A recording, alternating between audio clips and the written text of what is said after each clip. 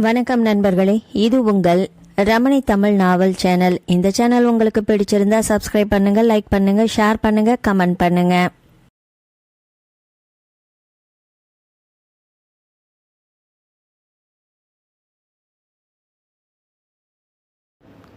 விடிந்தும் விடியாததுமான மெல்லிய இளங்காலை பொழுது ஈரப்பதமான வாசலில் புள்ளிகளை கோலத்திற்குள் சிறை வைத்து சிங்கார தோரணங்களாக்கின. திருப்பதியில் வைதேகி கோலப்பொடி மினுங்கும் விரல்களை உதறி சற்று நேரம் நின்று பார்த்து ரசித்துவிட்டு உள்ளே விரைந்தாள். பாய்லரில் நீர் கொதித்து கொண்டிருந்ததை ஆவிப்படலம் செய்தி சொன்னது. பாய்லரின் தணலை குனித்து மட்டுப்படுத்திவிட்டு வைதேகி சமையல் கட்டுக்குள் நுழைந்தாள். அக்ஷயா பால் கவர் வெள்ளை வெள்ளேரென்று ஐஸ் துண்டத்தில் கிடந்த சில்லிப்பை கவரின் மீது சின்ன பனித்துளி படலமாக காட்டிக்கொண்டிருந்தது. வைதேகி ஜில்லிப்பான கவரை கன்னத்தில் வைத்து சற்று நேரம் சிலிர்த்தாள். அம்மாடி! மாமியார் அம்மாளின் பிசிரடித்த குரல் அவரின் விழிப்பை செய்தி சொன்னது. காப்பி டபராவை மெல்லிய நுரை ததும்ப மாமியார் அம்மாளிடம் கொண்டு வந்து நீட்டினாள். வைதேகி, இந்த கொடுமையை பாரு, மும்பையில் நல்ல மழையா, எண்ணெய் கிணறு தீ பிடிச்சி வேலையாட்கள் கருகி சேர்த்துட்டாங்களாம். வேலை பார்த்துட்டு இருந்த பாதி பேரை காணலையாம். பார்க்குறப்பவே பகீருங்குது. வர வர உலகத்தில் ரொம்ப பரிதாபங்கள் நிகழறதுமா. இத்தனை சாவு, கொலை, கொள்ளை, வன்முறைன்னு எங்கள் காலத்தில் கேள்விப்பட்டது கூட இல்லை. படிக்கிறப்பவே வயிறு கனகனன்னு பாதிக்கப்பட்டவர்கள், பறிகொடுத்தவர்கள் என்னம்மா கலங்கி நிற்பாங்க. மாமியார் அம்மாள் கண்களில் ஒருவித பரிதாபம் படர பேசிக்கொண்டே போனார். காப்பி ஆறிடும் அம்மா, முதல்ல காப்பியை சாப்பிடுங்க. நியூஸ் பேப்பர் விற்க வேண்டாமா? வர்ற செய்திகளில் 150% நிஜம் இருக்கும். எப்படி நடந்தாலுமே பாதிக்கப்பட்டவங்களுக்கு வேதனை தானம்மா. களிமுத்தி போயிடுச்சு. காது பட கேட்குறேன். ஆனால் பத்திரிக்கையில் தினம் ஃபோட்டோ பார்க்குறப்போ உண்மைதான்னு தோணுறதுமா வைதேகி. அதுக்கு என்ன பண்ணுறதுமா? இட்லிக்கு தேங்காய் சட்னி வைக்கட்டுமா, இல்லை கொத்தமல்லி சட்னி வைக்கட்டுமா? வைதேகி பேசி கொண்டிருக்கும் பொழுதே வீட்டுக்கூடத்தின் இடது பக்க செல்ஃபிலிருந்து டெலிஃபோன் குழந்தை, என்னையும் கொஞ்சம் கவனி வைதேகி என்பது போல சினிங்கிற்று. ஃபோனில் யாருன்னு பாருமா வைதேகி. வைதேகி ஈரக்கையை டவலினால் துடைத்து கொண்டு தொலைபேசி ரிசீவரை எடுத்து காதுக்கு கொடுத்தாள். ஹலோ மிஸ்ஸஸ் வைதேகி ரகுராமன் வீடு தானே? எஸ், நான் வைதேகி தான் பேசுகிறேன். நீங்கள்? நாங்கள் ரயில்வே பிரான்ச் ஆஃபீஸ்லேருந்து பேசுகிறோமா. ஒருத்தர் மயங்கி விழுந்து கிடக்கிறாரு. பேக் செக் பண்ணதில் உங்கள் பேர், ஃபோன் நம்பர் எல்லாமே இருக்குது. அதனால தான் மெசேஜ் பண்ணலான்னு. இல்லைங்களே சார், எனக்கு தெரிஞ்சு எங்கள் ரிலேட்டிவ்ஸ் யாருமே அப்படி இல்லைங்களே. I think that you are a educated member. ஒரு பொது சேவையாக நினச்சாவது நீங்கள் ரயில்வே பிரான்ச் ஆஃபீஸ்க்கு நேரில் வந்து சொன்னீங்கன்னா நாங்கள் அடுத்த ஸ்டெப் எடுக்கிறதுக்கு ஈஸியாக இருக்கும். ப்ளீஸ் ட்ரை டு அண்டர்ஸ்டாண்ட் அவர் பொசிஷன் மேடம். சார், எந்த ரயில்வே பிரான்ச் ஆஃபீஸ், என்ன ஏதுன்னு புரியாமல் நான் எங்கே வந்து நிற்கிறது? மதுரை ரயில்வே ஸ்டேஷன் என்ட்ரன்ஸ்குள்ளே பிரிட்ஜு தாண்டி லெஃப்டில் கட் பண்ணி வந்தீங்கன்னா ரயில்வே கமர்ஷியல் ஆஃபீஸ் இருக்கும். என்ட்ரன்ஸில் வந்து விசாரிச்சிங்கனாலே கண்டுபிடிச்சிடலாம். This is the kind information for your good arrival. We are eagerly expecting madam. Bye. வைக்கட்டுமா? என்று ரிசீவரை அதனிடத்தில் வைத்துவிட்டு நகர்ந்த அவளின் முகத்தில் குழப்பரேகைகள். என்ன வைதேகி, ஃபோனில் யாரும்மா? யாரோ தெரியலம்மா. மாமியாரிடம் விபரம் சொல்வதா வேண்டாமா என்று குழம்பி போய் கூடத்தை நோக்கி நடந்தாள். இட்லி குக்கர் புஷ் என்று குரல் கொடுத்து தன் அலுவல் முடிந்து விட்டதை செய்தி சொன்னது. வைதேகி அடுத்த படிக்குள் நுழைந்தாள். இட்லிகளை எடுத்து ஹாட் பேக்கினுள் அடுக்கி வைத்துவிட்டு தேங்காய் திருவதில் ஆழ்ந்து போனாள். என்ன வைதேகிம்மா, ஃபோன் வந்தது, யாருன்னு கேட்டேன். யாரோ தெரியலன்னு. அப்புறம் பேசாமல் அடுக்களை வேலையில் கவனிக்க ஆரம்பிச்சிட்டேன். மாமியார் அம்மாள் தெரிந்து கொள்வது அது போனால் தலை வெடித்து விடும். வெற்று காப்பி டபரா செட்டும் கையுமாக வீட்டு சுவற்றினை பற்றியவாறே நடந்து அடுக்கலைக்கே வந்து விட்டாள். என்னம்மா, நான் தான் ஹாலுக்கு வந்துடும் இல்லை, எதுக்காக காப்பி டபராவை எடுத்துகிட்டு கிச்சனுக்கு வர்றீங்க? என்று எழுந்தவள் கிரிஜாவின் கையில் இருந்த காப்பி டபராவை வாங்கி சிங்கில் அலும்ப போட்டுவிட்டு தேங்காய் துருவலை மிக்சியில் போட்டு ஓடவிட்டாள். நான் கேட்டதுக்கு பதிலே சொல்லலையே வைதேகி. அதுவாம்மா, சும்மா ராங் நம்பர், ஏதோ தகவல் விசாரித்தாங்க. நம்மளுக்கும் அதுக்கும் சம்மந்தம் இல்லை, அதுதான் வச்சுட்டேன். ஃபோன் பில் லாஸ்ட் டேட் வந்துட்டு தான் வைதேகி. போன முறையே டேட் எக்ஸஸ் ஆகி ஃபைனும் சேர்ந்து கட்டணும் இல்லையா? மறந்துடாத வைதேகி. நல்ல வேலை ஞாபகப்படுத்தினீங்கம்மா. இன்றைக்கி மதியமே கொண்டு போய் பில் செட்டில் பண்ணிட்டு வந்துடுறேன். சரி, உனக்கு ரொம்ப லேட் ஆகிடுச்சு ஆஃபீஸ்க்கு. நான் வேணால் ஏதாவது ஹெல்ப் பண்ணட்டுமா? உடம்புக்கு முடியாதவங்க பேசாமல் போய் உட்காருங்க, வேலை முடிஞ்சிடுச்சா? 5 நிமிஷம். கிரிஜா மெல்லிய இருமலோடு கூடத்து மூங்கில் நாற்காலியில் வந்து அமர்ந்து மீண்டும் செய்தித்தாளில் பார்வை பதித்தாள். கிரிஜாவுக்கு நல்ல கல்வித்திறன். அந்த காலத்திலேயே இன்டர்மீடியட்டில் கோல்டு மெடலிஸ்ட். தன்னுடைய கல்வி அறிவின் விசாலத்தை மேம்படுத்தி கொள்ள நூலகத்தில் பெரும் பொழுதை கழித்தவர். இன்றும் இந்த 66 வயதிலும் உடல்நிலை சற்று நலிவடைந்த நிலையிலும் நூல்களை வாசிப்பதில் அதிக ஆர்வம் காட்டும் அதிசயமான பெண்மணி. மாமியார் மருமகள் என்கின்ற பெணக்கோ கணக்கோ எதுவும் இந்த வீட்டில் எழுந்ததே இல்லை. வைதேகி மாமியார் மெச்சும் அழகு மருமகள். என்ன காலம் தன் கோலங்களை வீட்டிற்கு வீடு வித்தியாசப்படுத்தி விளையாடுவது போனால் மனித வாழ்வுக்கே அர்த்தம் இராதே. அம்மா, இப்போ சாப்பிட்றீங்களா இல்லை டைனிங் டேபிள் எடுத்து வைக்கட்டுமா? சிரமம் வேண்டாம் வைதேகி, நானே பார்த்துக்கிறேன். இன்றைக்கி கமலியோட மாமியார் வரன்ருக்கா. சித்த நேரம் பொழுது போகுமில்ல எனக்கும். சரிம்மா, மறக்காமல் மாத்திரையை போட்டுக்கோங்க, நான் மதியம் ஃபோன் பண்ணுறேன். பேச்சுவாக்கிலேயே வைதேகி வேறு உடைக்கு மாறி வெளியே வந்து நின்றாள். வைதேகி, எத்தனை நாள் சொல்கிறது, நெத்திக்கு நல்ல மங்களகரமாக பொட்டு வச்சுக்கோ, குங்குமம் வையின்னு. நெத்தியில் பொட்டு எங்கன்னு தேடுறாப்புல இருக்கும். அப்படியே தோட்டத்து செடியில் இருக்கிற ரோஜா பூவை பறித்து வச்சுக்கிட்டு போமா, தினம் செடியிலேயே காஞ்சு போயிடுது. ஆகட்டுமா. மாமியார் சொல் தட்டாத நல்ல மருமகளாக வைதேகி நெற்றிக்கு அழகாக கவரும் வண்ணம் திலகமிட்டு தோட்டத்தில் இருந்த ரோஜா பூ ஒன்றை பறித்து வலதுபுறம் சற்று சரிந்த வாக்கில் சூடிக்கொண்டு கண்ணாடியில் தனக்குத்தானே பார்வை பதித்து ரசித்து ஒரு கணம் தனது அழகில் லயித்து போனாள். Really you are so cute Vaidehi, தனக்கு தானே சொல்லி சிரித்து கொண்டாள். இதென்ன பைத்தியக்காரத்தனம் என்று நினைத்தவளாக சட்டென்று நிலை கண்ணாடியை விட்டு வெளியே வந்தவள் மணி பார்க்க குக்கு குக்கு என்று சுவர் கடிகார குருவி தன் இயந்திர வாய் திறந்து மணி 9 என்று கூவிற்று. ஐயோ, பஸ் போயிடுமே. வைதேகி பரபரப்பாக டேபிளின் மீது வைத்திருந்த வாட்சையும் மோதிரத்தையும் அவசரமாக அணிந்தவாறே அடுக்கலைக்கு ஓடி தயாராக இருந்த ஹாட் பேக்கினையும் குடையினையும் எடுத்துக்கொண்டு வெளிரேலியில் கிடந்த செப்பலையும் அணிந்து கொண்டு மாமியார் அம்மாளிடம் சொல்லிக்கொண்டு தெருவில் இறங்கி நடக்க ஆரம்பித்தாள். சரியாக 7 நிமிடம் நடக்க வேண்டும் வைதேகியின் வீட்டிலிருந்து பஸ் ஸ்டாப்புக்கு. விறுவிறு என்று விரைந்து நடந்ததில் காலை கதிரவன் கிரணங்களின் சுட்டொலி வைதேகியின் முகத்தில் வியர்வை பூக்களை அரும்பி முகாமிட கைவசமிருந்த கைக்குட்டையால் துடைத்து நிமிர்ந்து நடையை எட்டி போட வழக்கமாக அவள் செல்லும் பேருந்து சர்ரென்று விரைந்து செல்வது தெருவின் திருப்பத்திலேயே தெரிய பஸ்ஸை விட்டாச்சு இன்றைக்கும். தனக்கு தானே மெல்லிய குரலில் முணுகி மெல்ல சலித்து வலதுபுறம் 10 அடி தொலைவில் இருந்த பஸ் ஸ்டாப்பிற்கு வந்து நின்றாள். லேசாய் மூச்சு வாங்கிற்று. பஸ் நிறுத்தத்தில் குடை போன்ற கிளை பரப்பி செழித்து நின்ற நெடிய வேப்பமரத்தின் காற்று பரவலாக மேனி தொட வியர்வை பூக்கள் சில்லிட்டு ஈரப்பதம் காற்றின் தாலாட்டில் குளுமையை உண்டு பண்ணின. சுகமிதமாக இருந்தது. ஏன் வைதேகி, நீ மதுரை செல்லவில்லையா? மனம் குரல் கொடுத்தது. சென்று என்ன செய்வது, யார் என்ன ஏது என்று ஒன்றுமே புரியாத ஆஃபீஸ் வேலையை விட்டுவிட்டு மதுரை ரயில்வே ஸ்டேஷன் செல்வதா? இங்கிருந்து சரியாக 2.5 மணி நேரம் பிடிக்குமே. நீ ஒரு படித்த பெண்மணியா வைதேகி? அடுத்தவருக்கு உதவும் உனது மனநிலை எங்கே போயிற்று? காரணமில்லாது விபரமாக ஒரு அதிகாரி, அதுவும் அதிகாலை நேரத்தில் தொலைபேசியில் அழைத்து பேசுவாரா? பேசினவர் அதிகாரிதான் என்பது என்ன நிச்சயம்? சென்று தான் பார்த்து விடுவது என்ன ஏது என்று. பஸ்ஸை விட்டதும் விட்டாகிவிட்டது. இனி ஆட்டோ பிடித்து சென்றாலும் அலுவலக கண்காணிப்பாளரிடம் அர்ச்சனை வாங்கி கொள்ள வேண்டியதுதான். அதற்கு பேசாமல் இப்படியே மதுரை ரயில் நிலையம் சென்றால் டோஸ் மிச்சம். என்ன ஒரு நாள் லீவு நஷ்டம். வைதேகி மனதுடன் தர்கித்து முடிவில் மதுரை செல்ல தீர்மானித்து வந்த பஸ்ஸில் தொற்றிக்கொண்டாள். இடையில் பிசிஓவிலிருந்து அலுவலகத்துக்கு விடுப்பு விபரம் தெரிவித்துவிட்டு மதுரை செல்லும் தனியார் சொகுசு பேருந்தின் ஒய்யாரமான குசன் சேரில் சாய்ந்து கொண்டாள். மெல்லிய பெர்ஃப்யூமின் நறுமணம் காற்றில் கலந்து வந்து நாசியை வருடிட்டு பேருந்தின் தொலைக்காட்சி பெட்டி காலமெல்லாம் காதல் வாழ்க என்ற முரளியும் கௌசல்யாவும் காதல் களத்தில் ஓட வைதேகிக்கு திரைப்படத்தில் மனது லயிக்கவில்லை.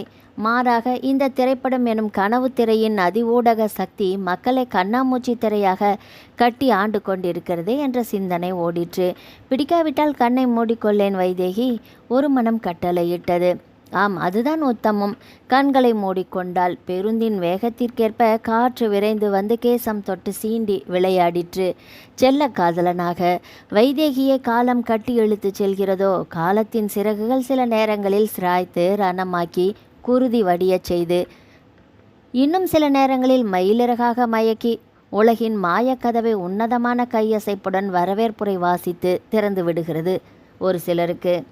வைதேகிக்கு மாயக்கதவா இல்லை மரணக்கதவா? யார் அறிவார்?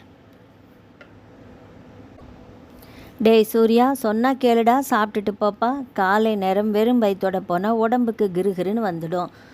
இடுப்பில் தூக்கி வச்சுக்கிட்டு காக்கா குருவியெல்லாம் காட்டி ஊட்டி விடு அருமை மகனுக்கு. அட்டகாசம் பண்ணி தெருவுக்கு திருன்னு நின்று திருட்டு மொழி மொழிச்சு நல்ல சிவப்பு தோல்ல எவ திரியிறான்னு பார்த்து லவ் லெட்டர் நீட்டிட்டு வரட்டும். என்னைக்கு எவன் லாடங்கட்டி அடிக்க போகிறானோ நீ வெண்ணையும் நெய்யுமா வச்சு உருவி உருவேத்துற வாரிசுக்கு. வாயை வச்சுக்கிட்டு கொஞ்ச நேரம் சும்மா இருக்கீங்களா? என் பிள்ளைய கரிச்சு கொட்டலைன்னா பொழுதே விடியாதா? இல்லை தின்ன சோறு செரிக்காதா? இந்த வயசில் நீங்கள் என்ன நிலையில் இருந்தீங்களோ யார் கண்டா? பெருசாக பேச வந்துட்டார் என் பிள்ளைய பற்றி. அம்மா, உங்கள் 2 பேர் சண்டையையும் அப்புறமா வச்சுக்கோங்க. எனக்கு டைம் ஆகுது. நான் அர்ஜென்ட்டாக ரயில்வே ஸ்டேஷன் வரைக்கும் போகணும். ஒரு 20 ரூபாய் எக்ஸஸாக வேணும்மா ப்ளீஸ். கொட்டி அழுமா குபேரபுரியே, உன் ராஜ்யம் தானே. சம்பாதிக்கிறதும் சேமிக்கிறதும் யாருக்காக? ஒரே ஒரு வாரிசு, அவனுக்காகத்தானே. அவன் செலவழிக்க கொடுத்தா என்ன தப்புங்கிற? தப்பே இல்லைம்மா பரிமளா. 28 வயசு பையனை இன்னும் கை குழந்தையாவே ஆக்கி உட்கார வச்சுக்கிட்டு இரு. அவன் உருப்புட்டாப்புல தான். தலையில் அடித்து கொண்டு வைத்தீஸ்வரன் வெளியில் கிளம்பினார். அம்மா, மணி பார்த்தீங்களா? 10 தாண்டிடுச்சு. என் ஃப்ரெண்டு ஒருத்தன் வர்றானுமா. ஃப்ரெண்டியா? பரிமளா மகனிடம் குறும்பு சிரிப்பு சிரித்தாள். என்னம்மா கிண்டலா? கிண்டல் இல்லடா சூர்யா, உண்மையாகவே தான் பேசுகிறேன்ப்பா. இந்த வீட்டுக்கும் ஒரு மருமக பொண்ணு வரணும், பேரன் பேத்தின்னு தூக்கி கொஞ்சணும்னு எனக்கு மட்டும் ஆசை இருக்கக்கூடாதா? இருக்கலாம், தப்பே இல்லைம்மா. என்ன சூர்யா, எதை பற்றி பேசினாலும் சீரியஸாகவே எடுத்துக்க மாட்டேங்கிற? இன்னும் விளையாட்டு பிள்ளையாகவே இருக்கிறியேப்பா நீ. லைஃபே ஒரு கேம் தானம்மா. சூர்யா தன் கருநிற கேசம் கோதி முல்லைப்பூ பற்கள் தெரிய மென் சிரிப்பு சிந்தினான். அவன் சிரிப்பில் மேலுதட்டின் மீசை வரிப்படலம் அழகாக விரிந்தது. கண்ண கதுப்புகளில் இருபுறமும் ஒரு சேர்ந்தார் போன்ற குமி அழகு அவனின் தோற்றப்பொழிவிற்கும் இளமையின் கம்பீரத்திற்கும் மேலும் மெருகு சேர்ப்பது போல இருந்தது. ஏன் சூர்யா, நீ யாரையாவது லவ் பண்ணுறியா? சான்ஸே இல்லை. சூர்யா உதடு பிதுக்கி தோல் குலுக்கி சிரித்தான். கடவுளே, உன் மனசில் என்ன தாண்டா நீ நினச்சிட்ருக்கிற? கல்யாணத்துக்கு பொண்ணு பார்க்குறேன்னு சொன்னாலும் வேண்டாங்கிற, காதலிக்கிறியா யாரையாவதுன்னு கேட்டாலும் சிரிக்கிற, ஒழுங்காக உருப்படுற மாதிரி ஏதாவது ஒரு வேலை தேடிக்கிட்டானாலும் தினம் போல் காசு வாங்கிக்கிட்டு போய் நேரத்தையும் காசையும் கரைச்சிக்கிட்டே சுத்துற. உன்னை புரிஞ்சிக்கவே முடியல சூர்யா. உங்கள் அப்பா வருத்தப்படுறதும் சரிதான். செல்லம் கொடுத்து ஒன்னே ஒன்று கண்ணுன்னு உன்னை நானே கெடுத்துட்டேன் போல. என்னவோ புரிஞ்சிக்க முடியாத வித்தியாசமானவன்மா இந்த சூர்யா. சீக்கிரமே உங்கள் ஆசையை நிறைவேற்றி வைக்கிற மாதிரி ஒரு நல்ல மருமகளை இந்த வீட்டுக்கு கொண்டு வரேன். அதுவும் நான் நேசித்து கல்யாணம் பண்ணிக்கிற பொண்ணாவே வரணும். தேவடா, இதெல்லாம் எப்போ நடக்கிற காரியம்? பரிமளா தலையில் அடித்து கொண்டு பீரோ சாவியுடன் அறைக்குள் சென்றவள் 100 ரூபாய் சலவை தாளோடு வெளியில் வந்தாள். சூர்யா, என்கிட்ட பணம் கேட்டு நச்சரிக்கிறது இதுவே கடைசியாக இருக்கட்டும். ஆம்பளை பிள்ளையா லட்சணமாக வயசுக்கு தகுந்தாப்புல ஒரு உத்தியோகத்தை தேடிக்கிற. அதுதான் உன் எதிர்காலத்துக்கும் நல்லது சூர்யா. குந்தி தின்றால் குன்றும் அழியும்னு பெரியவங்க சொல்லியிருக்காங்க. சொல்லட்டுமா? உங்களை விட பெரியவங்க உங்களுக்கு சொன்னதை உங்களை விட சின்னவங்களுக்கு நீங்கள் சொன்னாதான் இல்லையா? சொல்லிக்கிட்டே இருந்தால் தானே சொன்ன சொல்லுக்கும் அர்த்தம். அழகு கேட்குற என்ன மாதிரி சின்ன பசங்களுக்கும் அழகு. Anyway, thank you for your 100 rupee bye. Surya 100 ரூபாய் சலவை தாளின் கமகமக்கும் மெல்லிய சீரக வாசம் சுவாசித்து முகர்ந்து என்று இதழ்களால் முத்தமிட்டு குசியாக சீல்கையொலியோடு வெளிவாசலில் நிறுத்தியிருக்கும் தனது பைக்கில் சென்று பரவினா. ரியர் வியூ மிரரில் முகம் பார்த்து தலை கோதிக்கொண்டு பாக்கெட்டில் இருந்த மினி காம்பால் மீசை வாரி உதட்டை ஈரப்படுத்தி ஸ்டைலாக பார்வையை வீசி பைக்கை உயிர்ப்பித்து தெருவில் சீரவிட்டான். பரிமளா அவன் செல்லும் வரை வாயிலேயே நின்றிருந்தவள் மெல்லிய பெருமூச்சறிந்து சலிப்பை வெளிப்படுத்தி உள்ளே சென்றாள்.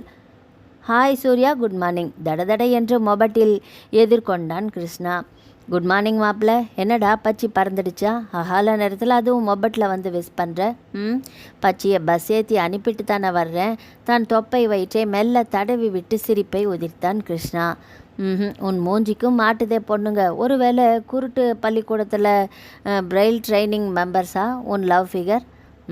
அதுக்கெல்லாம் தனி முகராசி வேணுண்டா சூர்யா. ஆமாம், எங்கே இந்த பக்கமாக விசிட்டு? லாங் ஜேர்னி தான். ஆந்தவே உன்னை எதிர்பார்த்ததால் நின்றுட்டேன். லாங் ஜேர்னியா? எங்கடா? என் பேட்ச்மேட் விஜய்னு ஒருத்தன் இன்றைக்கி ரயில்வே ஸ்டேஷனில் மீட் பண்ணலான்னு ஃபோன் பண்ணினான். ஸோ போயிட்டுருக்கேன். விஜய் ஆண் பாலா பெண் பாலா? கிருஷ்ணா அடிக்கண்ணில் பார்வை ஊடுருவி சிரித்தான். பெண் பாலாக இருந்தால் முதல்ல மெசேஜ் உனக்கு தாண்டா கிருஷ்ணா. நான் ஏன் பெண்ணாக பிறக்காமல் போயிட்டேன்னு உன்னை பார்க்குறப்போவெல்லாம் வருத்தப்படுறேன்டா சூர்யா. அப்பாடா நான் தப்பிச்சேன். End of thanks. சூர்யா தன்னை மறந்து கடகட என்று சிரிப்பை உதிர்த்தான். நக்கல் தேவைதாண்டா மாப்பிள்ள எனக்கு. கிருஷ்ணா லேசாக சூடாகி மொபட்டை உயிரோட்டி கிளப்பினா. சூர்யா மதுரை ரயில்வே ஸ்டேஷனை நோக்கி தனது வாகனத்தை வெகு சீராக செலுத்தி கொண்டிருந்தான். என்னவோ தெரியவில்லை, மிக உற்சாகமாக இருப்பதாக ஒரு உணர்வு. லலலா பாடி கும்மாலமிடாத குறையாக ஆர்ப்பரித்தது மனது. சக தோழனை சந்திக்கப் போகிறோம் என்கின்ற துடிப்பா, அல்லது சந்திக்கின்ற 10 பேரில் 8 பேராவது தன்னை தனது தோற்ற பொலிவை விமர்சிப்பதில் இருக்கின்ற கர்வமா? கட்டிலங்காலையாக சுதந்திர பறவையாக எந்த விலங்குகளும் பிணைக்கப்படாத ஒரு சுகம் தந்த துடிப்பா? இந்த உல்லாசத்தை தனிமையாக இனிமையுடன் அனுபவிப்பதில் இருக்கின்ற சுகந்தம் வேறு பிணைப்பில் அற்றுப்போய்விடும் என்கின்ற ஜாக்கிரதை உணர்வு தந்த உற்சாக சிறகடிப்பா? ஆனால் சூர்யா வெகு உற்சாகமாக இருந்தா. ஏல விருந்தாளிக்கு பிறந்தவனே, சொல்லிட்டு வந்துட்டியால? நட்ட நடு ரோட்டில் பட்ட பகலில் வண்டியை வச்சுக்கிட்டு ஒலாத்துறான். எவனாவது அடித்து தூக்க போகிறான் பாரு. ஆட்டோ டிரைவர் எச்சில் தெறிக்க வசவு மழை பொழிந்தது. முன்னால் சீறி பாய்ந்தது காணாது போக. காதில் வாங்கியும் சூர்யா லட்சியமே செய்யாது அதே சீரான வேகத்திலேயே வண்டியை செலுத்தி கொண்டிருந்தான். நண்பகற் பொழுதின் சூரிய கிரணங்கள் தன் சுடரொளியை மேகப்பொதிக்குள் பதுங்களாக மறைத்து வைத்திருந்தது என்றாலுமே அனல் காற்றின் வெப்பம் தகிக்க வைத்து உஷ்ணமேற்றி விட்டது உடலை. சூர்யா மதுரையை அடைய சரியாக 12 மணி ஆயிற்று. மதுரை ரயில்வே நிலையம் காலை நேர பரபரப்பில் விதவிதமான பயணிகளை உள்வாங்கி கொண்டும் வெளியேற்றி கொண்டும் இருந்தது. பைக் ஸ்டாண்டில் வண்டியை நிறுத்திவிட்டு கீ செயினை வலது கை ஆட்காட்டி விரலால் சுற்றி கொண்டு லாவகமாக சூர்யா இடது கையால் கேசம் வருடி முகத்திற்கு என்று இதமாக கூலிங் கிளாஸ் கண்ணாடியை ஸ்டைலாக ஏற்றிவிட்டு நடந்தா. ரிசப்ஷனில் சற்று நேரம் நின்றான். மணி பார்த்தான். 12:20 என்று கடிகார முட்கள் காட்ட இடதுபுறம் டிக்கெட் கவுண்டர் வெறுமையை சுமந்து நிற்க ஒரு சில பயணிகள் ரிசப்ஷன் ஹாலின் மொசைக் தரையில் அமர்ந்து விச்ராந்தியாக நொறுக்கு தீனியை அரைத்து கொண்டிருந்தனர். யுவர் கைண்ட் அட்டென்ஷன் ப்ளீஸ் என்ற அறிவிப்பாளரின் இனிமையான குரல் ரயிலின் வருகை நேரத்தையும் புறப்படும் நேரத்தையும் மக்களுக்கு விளம்பரப்படுத்தி கொண்டிருந்தது. சூர்யா ஏதோ நினைத்தவனாக ரிசப்ஷனின் வலது புறம் இருந்த சர்வோதய புத்தக நிலையத்தினுள் நுழைந்தா. 10க்கு 10 அடி அளவேயான அறையில் விதவிதமான நூல்கள், தொழில் முன்னேற்றம், வாழ்க்கை முன்னேற்றம், மனவளக்கலை, தியானம் என்று வரிசையாக பார்வையிட்டான். எதுவும் பிடித்தமில்லாது போகவே மௌனமாக வெளியே வந்து நின்றான். சூடாக ஒரு கப் காப்பி சாப்பிட்டால் தேவலை போன்ற எண்ணம் எழ எதிர்ப்புறம் இருந்த மினி ஸ்டாலில் காப்பியை வாங்கி கொண்டு திரும்ப சற்றும் எதிர்பாராத விதத்தில் எதிரே வந்த நபர் மோதிக்கொள்ள காப்பி அபிஷேகம் கொதிக்க கொதிக்க இருவரின் மீதும். You pool! சூர்யா தன்னை மறந்து கத்தினான். You highly idiotic fellow! எதிர்க்க யார் வராங்க என்ன ஏதுன்னு பார்க்க வேண்டாமாச்சே, புடவை மொத்தமும் நாஸ்தி. அப்பொழுதுதான் ரிசப்ஷனில் நுழைந்த வைதேகி புடவை மீது காப்பி மொத்தமாக சரிந்து நாசமாகி போனதில் கூச்சலிட்டாள். சாரி மேடம், நான் தான் தவறுதலா. Really I am so sorry. உங்கள் சாரி என்னோட புடவையை துவைச்சி கொடுக்குமா? புத்தம் புதிதா? If you don't mind anything, புடவையை கொடுத்தீங்கன்னா இதோ ரயில்வே பிரான்ச் பாத்ரூமில் நீட்டாக வாஷ் பண்ணி கொடுத்துட்டு போகிறேன். விருப்பம் எப்படி? சூர்யா பிரகாச புன்னகை சிந்த எதிரே நின்ற வைதேகியின் முகத்தில் கோபத்தின் கனல். இன்னைக்கு முழிச்ச மொழியே சரியில்லை. உதட்டுக்குள் முணுமுணுத்தவளாக வைதேகி முன் செல்ல அவளின் கோபத்தை ரசித்தவனாக சூர்யா கடகட என்று வாய்விட்டு சிரித்தான். அவன் சிரிப்பலைகள் அவளின் பிடரியை தொட்டன. காதில் போட்டுக்கொள்ளாது இடதுபுறமிருந்து மாடி ஏறி திரும்பி பாலத்தில் விரைவாக எட்டி நடை போட்டாள். இதே கோலத்தில் ரயில்வே கமிஷனர் ஆஃபீஸ் முன் சென்று நிற்பதா? இப்பொழுதே போவோர் வருவோர் எல்லாம் தன் மீதே பார்வை பதித்து செல்வது போல குறுகுறுப்பு. என்னதான் மாற்றி காட்டினாலும் பளிச்சென்று தெரியும். என்ன மானம் போகிறது, இப்படியா திரும்பி போய்விட்டா கூட தேவலைதான். ஒரு மனம் குரல் கொடுத்து நைந்தழுதது. வந்தது வந்தாயிடுச்சு, ஆனதாகட்டும், யார் பார்த்தா என்ன ஆக போகுது, கேட்டால் பதில் சொல்லிக்கலாம்.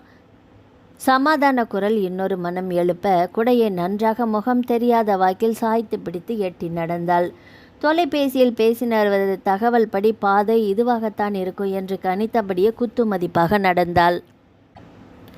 Excuse me, railway branch office எதுன்னு தெரியுங்களா? வெள்ளை உடுப்பு பெண்மணி ஒருத்தி இவளுக்கு ஏதோ அந்த ஊரின் சகல பகுதிகளும் அத்துப்படி என்ற நோக்கில் விசாரிக்க வைதேகிக்கு சிரிப்பதா அழுவதா என்றே தெரியவில்லை. சாரி, நானே கன்ஃபியூஷனில் இருக்கேன், ப்ளீஸ். சரிம்மா. அந்த பெண்மணி நகர வைதேகி சாலையின் இரு மருங்கும் பெயர் பலகைகள் பார்த்து மெல்ல நடந்தாள். அவளின் கணிப்பு தவறவில்லை. சின்ன கம்பி கேட் தாண்டி உள்ளே நடக்க இடதுபுறம் ரயில்வே அலுவலக அதிகாரி அறை என்ற நீல நிற எழுத்துக்கள் வரவேற்றது. எக்ஸ்கியூஸ் மீ, இங்கே Mr Loganathan, railway department officer. Yes, நான் தாம்மா. இன்றைக்கி மார்னிங் ஃபோன் பண்ணிங்களே மிஸ்ஸஸ் வைதேகி ரகுராமன், அந்த வைதேகி நான் தான். ஓ ஐசி, வெல்கம், வாங்க உட்காருங்கம்மா. லோகநாதன் என்ற அந்த அதிகாரி உள்ளே அழைத்து சென்று நாற்காலியில் அமர வைத்தார். நீங்கள் எதுக்காக வர சொன்னீங்கன்னு தெரிஞ்சுக்கலாமா ஐயா? என்னோடய ஃபோன் காலுக்கு மதிப்பு கொடுத்து இவ்வளோ தூரம் நீங்கள் வந்தது உங்களோட சமுதாய பொறுப்புணர்வை காட்டுதுமா, பாராட்டுகள். உங்கள் பாராட்டுக்காக நான் காரைக்குடியிலேருந்து பஸ் பிடிச்சு வரல. இங்கே எங்களுக்கு வேண்டப்பட்ட நபர் யாரோ மயங்கி கிடக்கிறாருன்னு நீங்கள் தகவல் கொடுத்ததுனால தான் வந்தேன். யார் என்னன்னு தெரிஞ்சுக்கலாமா? ஓ ஷியூர். வைதேகிக்கு குழப்பமாக இருந்தது. அவர் பேசும் தொனி ஒருவித எரிச்சலை உண்டு பண்ணும் விதமாக இருந்தது. மிஸ்டர் ரகுராமன்றது உங்கள் ஹஸ்பண்டா? மிஸ்ஸஸ் வைதேகி. ஆமாம். வைதேகிக்கு லேசாக வியர்த்தது. கால்லையும் தலையிலையும் சின்ன ஃப்ராக்சர் ஆகி விழுந்து கிடந்தவரை ஏர்லி மார்னிங் எங்கள் கோவொர்க்கர்ஸ் தான் இங்கே கொண்டு வந்தாங்க. அவர்கிட்ட பேசி எந்த தகவலும் தெரிஞ்சிக்க முடியல. பேகை செக் பண்ணால் உங்களை காண்டாக்ட் பண்ணணும். அவர் இப்போ எங்கே? வைதேகி பேசி முடிப்பதற்குள் நாக்கு மேலெண்ணத்தில் ஒட்டி கொண்டது. சாரிம்மா, கொஞ்ச நேரத்துக்கு முந்தி தான் டீ பிரேக் டைம்னு வெளியில் போனேன். வந்து பார்க்குறப்ப ஆளையே காணோம். Really I am so sorry. உங்களை ரொம்ப தூரம் வரவழைச்சி தொந்தரவு கொடுத்துட்டேன். Anyway, a good and newly கெஸ்ட்டாக ஒரு காப்பி வேணால் சாப்பிட்டுட்டு போகிறீங்களா? நோ சாரி, நான் கிளம்புறேன். வைதேகி கைகூப்பி விடை பெற்று வெளியே வர தலைக்குள் மின்னல் வெட்டுகள் போல ஒரு குழப்பாலைகள். ரகுராமன் இருக்காரா? அதுவும் உயிரோடு இருக்கிறாரா? நிஜந்தானா? நான் நம்ப மாட்டேன். ரகுராமன் இறந்து போனதாகத்தானே அவனது மும்பை அலுவலகம் கணக்கு பைசல் செய்து அவனுக்கு சேர வேண்டிய இறுதி தொகையினை மனைவி அடுத்த கட்ட வாரிசு என்ற முறையில் அவளுக்கு முழுதாக செட்டில் செய்து 6 மாத காலம்தானாகிறது. அதற்குள் இது எப்படி? இந்த ரகுராமன் யார்? குழப்பத்தில் தலையை சுற்றியது. காலையில் சரியாக சாப்பிடாது 2 இட்லியை 4 வில்லலாக வாயில் போட்டுக்கொண்டு நீர் குடித்து கிளம்பியதோடு சரி. வயிற்று பசி கபகபை என்று காட்டி கொடுக்க ரகுராமன் உயிரோடு இருந்தால் என்ன செய்வது? இருக்க வாய்ப்பே இல்லை. ரகுராமனின் புகைப்பட பிரதியை எடுத்து வந்து இந்த லோகநாதனிடம் காண்பித்து கேட்டால் அவரா இல்லையா என்பது புரிந்து போய்விடும். அதுதான் சரி. தனக்கு தானே பேசி கொண்டு நடந்தவள் எதிரே வந்த ஆட்டோவை கவனிக்காது கடைசி வினாடியில் சுதாரித்து விதிர்த்து போய் நிற்பதற்குள் ஆட்டோ அவளின் வலது பாதத்தில் ஏறி இறங்கி சென்றிருந்தது. ஐயோ அம்மா! அவள் அலறிய அலறல் அந்த பிரதேசத்தையே கிடுகிடுத்து எதிரொலிக்க செய்தது. காலில் பேரிடும் ரத்தம் பார்த்து மயங்கி சரிந்தவளை அவசரமாக ஓடி வந்து வாலிப கரங்கள் தாங்கி பிடித்தது. அவன் சூர்யா. என்னாச்சு? என் வைதேகிக்கு என்னாச்சு? நீங்கள் யாரு? கிரிஜா உடம்பு முடியாத தள்ளாட்டத்தினுடனேயே வாயிலில் வந்து நின்ற ஆட்டோவிலிருந்து வைதேகி கைத்தாங்களாக அழைத்து வரப்பட்டதை கண்ணுற்று அடி வயிற்றிலிருந்து ஓலமிட்டவாறு விரைந்து எதிர்கொண்டாள். ஒன்றுமில்லம்மா, காலில் ஒரு சின்ன மைல்டு ஃப்ராக்சர், அவ்வளோதான். ஈஸ்வரா, இது என்ன கொடுமை! காலையில் நல்லா போன பொண்ணை சாயந்தரத்தில் இந்த கோலத்தில் கொண்டு வந்து வீடு சேர்க்குறியே. ஐயோ, நான் என்ன பண்ணுவேன்? கிரிஜா வாய் விட்டு புலம்பியால. ஐயோ ஒன்றுமில்லம்மா, காலில் சும்மா ஒரு சின்ன ஃப்ராக்சர், 2 நாளில் சரியாக போயிடும். எங்கே நடந்ததுமா? தப்பு உன் பேர்லையா இல்லை வண்டிக்காரன் பேர்லையா? இதை இப்படியே சும்மா விடக்கூடாது. கன்சியூமர் கோர்ட்டில் போடணும். ஆமாம், அப்போ தான் இவனுங்கெல்லாம் சரிப்பட்டு வருவானுங்க. வண்டி ஏறினதும் ஏதோ ஏரோப்ளேன் ஓட்டுற மாதிரி நினப்பு. விடுங்கம்மா, தப்பு என் பேரில் தான். சமாளிச்சிடுவியே. தம்பி வாங்க உட்காருங்க. முதலாக வீட்டுக்கு வந்திருக்கீங்க. பரபரப்பில் எங்கள் வைதேகிக்கு இப்படி ஆயிடுச்சேன்னு வருத்தத்தில் உங்களை கவனிக்க மறந்துட்டேன், மன்னிக்கணும். எதுக்குமா பெரிய வார்த்தைகளெல்லாம் பேசிக்கிட்டு? எல்லாம் நம்ம வீடு தானே, மெதுவாக ஆற அமர உபசரிச்சிட்டா போச்சு. என்னது நம்ம வீடா? வைதேகி தனக்கு தானே மெல்ல கேட்டுக்கொண்டாள். நீங்கள் வாங்க தம்பி உட்காருங்க, 5 நிமிஷத்தில் காப்பியோடு வந்துடுறேன். ஆமாம் வைதேகி, நீ சாப்பிட்டியா? ரசம் சோறு கரைச்சி எடுத்துகிட்டு வரவா? கிரிஜாவுக்கு உடம்பு சுகவீனம் போன சுவடே தெரியவில்லை. வைதேகி காலில் அடி என்றதும் பரபரத்து போயிருந்தாள். கிரிஜா சமையல் அறைக்குள் நுழைந்து ஃப்ரிட்ஜை திறந்து பால் கவரை எடுத்து சிசரில் கட் செய்து பால் குக்கரில் ஊற்றி கேஸ் அடுப்பில் ஏற்றினாள். என்ன வந்தோமா போனோமா நடைய கட்டிடணும் மிஸ்டர். காப்பியை சாப்பிட்டதும் வைதேகி சூர்யாவை பார்க்காமல் பேச, மிஸ்டர் சூர்யா, என்னோட பேர் வைதேகி. வைதேகியா? என்னது பேர் சொல்லி? என்ன பேர் சொல்லி கூப்பிட்றது? வைதேகி, அதுதானே உங்கள் பேர்? உங்கள் அம்மா கூப்பிட்டதை கூட நான் கூப்பிட்றது ரொம்ப இனிமையாக இருக்கிற மாதிரி இல்லை தெரியுது. ஓ, ஒரு மண்ணும் இல்லை. காப்பியை குடிச்சிட்டு கிளம்புற வழியை பாருங்க முதல்ல. இந்த நேரம் திண்டுக்கல்ல ஒரு மீட்டிங்கில் இருக்க வேண்டியவன் நான். நினச்சி பார்த்தேன்னா, நான் இப்படி ஒரு அழகான ஒரு பொண்ணை மதுரை ரயில்வே நிறுத்தத்தில் பார்த்து காப்பி ஸ்ப்ரே பண்ணி அடுத்த ½ அன் ஹவரில் அதே ரயில்வே ஸ்ட்ரீட் ரோட்டில் ஆட்டோ காலில் ஏறி மயங்கி சாஞ்சி ஹாஸ்பிட்டலுக்கு ஓடி வைத்தியம் பார்த்து 2.5 மணி நேரம் ட்ராவல் பண்ணி காரைக்குடியில் முக்குருணி பிள்ளையார் ஸ்ட்ரீட்டு 5ஆம் நம்பர் வீட்டு கூடத்தில் மூங்கில் சோபா செட்டில் வந்து உட்காந்துருப்பேன்னு நினச்சி பார்த்தேன்னா, இந்த நிமிஷம் வரைக்கும் இல்லைல்ல, அங்கே தானே கடவுள் நிற்கிறாரு. ஸோ வாயை மூடுறீங்களா மிஸ்டர் சூர்யா? கொஞ்ச நேரம் எங்கள் அம்மா வரட்டும், காப்பியை வாங்கி குடிங்க முதல்ல. தமிழ்நாட்டில் பிறந்த தமிழச்சி, வரவேற்புக்கும் விருந்து உபசரிப்புக்கும் பெயர் போன தமிழ் மண்ணில் பிறந்த பொண்ணு, வீடு தேடி வந்த மனுஷங்களை இப்படி அந்த கால வீர முரத்தால் புளி அடித்து விரட்டின மாதிரியில் விரட்டுறீங்க. இது உங்களுக்கே நல்லா இருக்கா? தோ ஆண்டி வர்றாங்க, அவங்களே கேட்டுடலாம். சூர்யா பேசிக்கொண்டே போக அவனின் பேச்சிலிருந்து சுவாரஸ்யமும் ஹாஸ்யமும் வைதேகிக்குள் தன்னை அறியாது சிரிப்பை முகிழ வைக்க, முல்லைப்பூ பற்கள் தெரிய வாய்விட்டு சிரித்தவளை காப்பியும் டபரா செட்டுமாக வந்த கிரிஜா என்ன என்பது போல பார்த்தாள். அடட, எங்கள் வைதேகி சிரிச்சிட்டான், மழை தான் வரப்போகிறது, வானம் இடி இடிக்கிற சத்தம் கூட கேட்குற மாதிரி இருக்குது.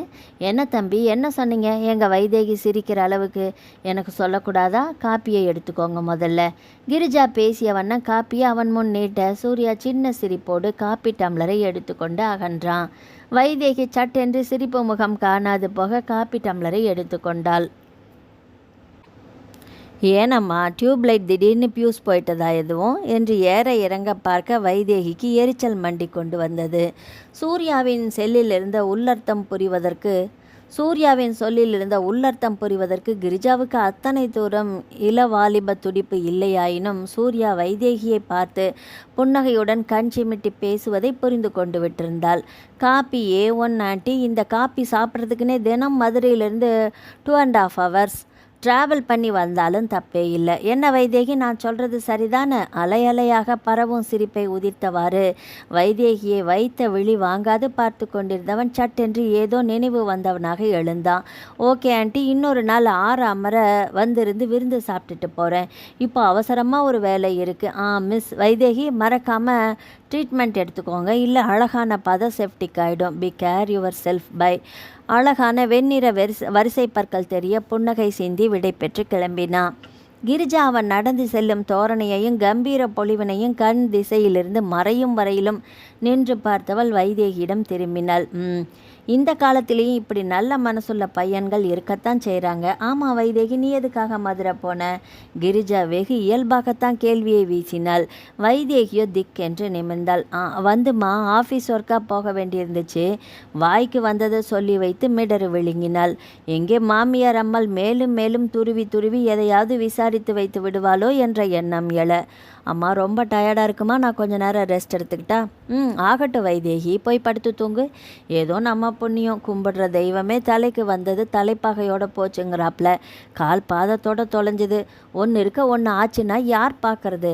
கிரிஜா தனக்கு தானே பேசி புலம்பி ஆற்றாமையின் துயரத்தை பகிர்ந்து கொள்ள துணைக்கு ஆள் தேட, கழுகுக்கு மூக்கில் வியர்த்த கதையாக அப்பாடா வெயில் என்னமா கொளுத்துதுன்ற கிரிஜா சேர்ந்தாப்புல 4 எட்டு வைக்க முடியல.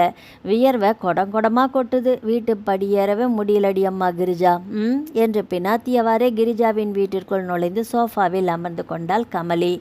வா கமலி, எங்கள் ஆளையே காணோம். இன்னொன்று இப்போ தான் நினச்சேன், வாசல் படியிலே வந்து நிற்கிற. 100 ஆயுசு. ஆமாம், யமன் ஏமாந்தா 100 ஆயுசு. சித்த ஜலம் கொண்டு வாடிமா கிரிஜா. ஆமாம், வைதேகி வந்துட்டா போல். ரேலியில் அவள் செரிப்பை பார்த்தானே. வைதேகிக்கு உடம்பு முடியல கமலி, அதுதான் ஆஃபீஸ்லேருந்து சீக்கிரமாக வந்துட்டா. அடடா, உடம்புக்கு என்ன பண்ணுதான்? காலம்பரை பார்க்குறச்ச கூட நன்னா தானே கிளம்பி போனா, அவளுக்கு என்னாச்சு? கிரிஜா நீர் சொம்போடு மூங்கில் சோஃபாவில் கமலியின் அருகே வந்து அமர்ந்தாள். அதையும் கேட்குற கமலி, ஒன்று போனால் ஒன்று வருது. பிராண அவஸ்தப்படணும்னு தலைவிழி போல. இல்லைன்னா காலையில் நல்லா கிளம்பி போனவ காலில் அடிபட்டு வந்து கிடப்பாளா? கெட்ட நேரத்துலேயும் நல்ல நேரம். யாரோ ஒரு புண்ணியவதி பெத்த புள்ள பொறுப்பாக வீடு கொண்டு வந்து சேர்த்துட்டு போகிறான். இப்போ தான் ரூமில் போய் தூங்குறா. கிரிஜா தன் மன குமரலை மொத்தமாக கொட்டி தீர்த்தாள். கேட்குறச்சையே பகீருங்கிறதுடி கிரிஜா. நன்னா இருந்தால் இந்த நேரம் பினாத்திய பிராணனை விட்டுருப்பேன் பாதி. வைதேகி பேசுகிறாளோனோ? பயப்படுற மாதிரி ஒன்றும் இல்லை கமலி. வயசு பொண்ணு ஒன்று கிடக்க ஒன்றுன்னா நின்று பார்க்க இங்கே யார் இருக்கிறா சொல்லு. எடுத்துக்கட்டி ஆடி ஓடி செய்கிற மாதிரி தெம்பில் இருக்கேன் நான் வைதேகி. வைதேகி வந்து நின்ன கோலத்தை பார்த்ததுமே எனக்கு இருந்த காய்ச்சல் வலி எல்லாமே எங்கே போச்சுன்னே தெரியலன்னா பாரேன். ஆனாலும் உன்னை பகவான் இப்படியெல்லாம் சோதிக்கப்படாதுடி. பேசாமல் உன் மூத்த பொண்ணு காமினிக்கு ஃபோனை போட்டு வந்து பார்த்துக்க சொல்கிறது தானே கிரிஜாவை. எங்கே கமலி, அவளானாலும் 2 குழந்தைங்கள வச்சு சிரமப்படுறா. அவள் மாமியார் குணம்தான் தெரிஞ்ச சங்கதியாச்சே. இருக்க வேண்டியது தான். நல்லது பொல்லாததுன்னா வந்திருந்து பார்க்கறதுக்கு தானே உறவு உபச்சாரம் எல்லாம். சொந்தம்னு சொல்லிக்கிட்டு 4 கிழமையுமா வந்திருந்து விருந்தாடிட்டு போகிறதுக்கு மட்டும்தானா உறவு? என்ன ஓடிமா, நான் சொல்கிறத சொல்லிட்டேன். நீயா கிடந்த அலம் மோதுறது சுகம் பட்டா சமத்தா செய். நானா வேண்டாங்கிற. எங்காத்துல புஷ்பா இருக்கலாம்லண்ணா.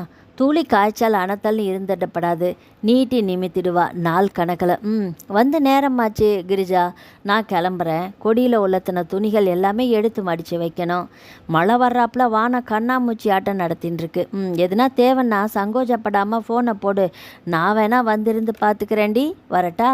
கமலி தனது லெக்சர் முடித்து வந்ததுக்கு புண்ணியமாக இட்லி பொடியும் வடாமும் சின்ன பிளாஸ்டிக் கூடையில் கட்டி கொண்டு படி இறங்கி போனாள்.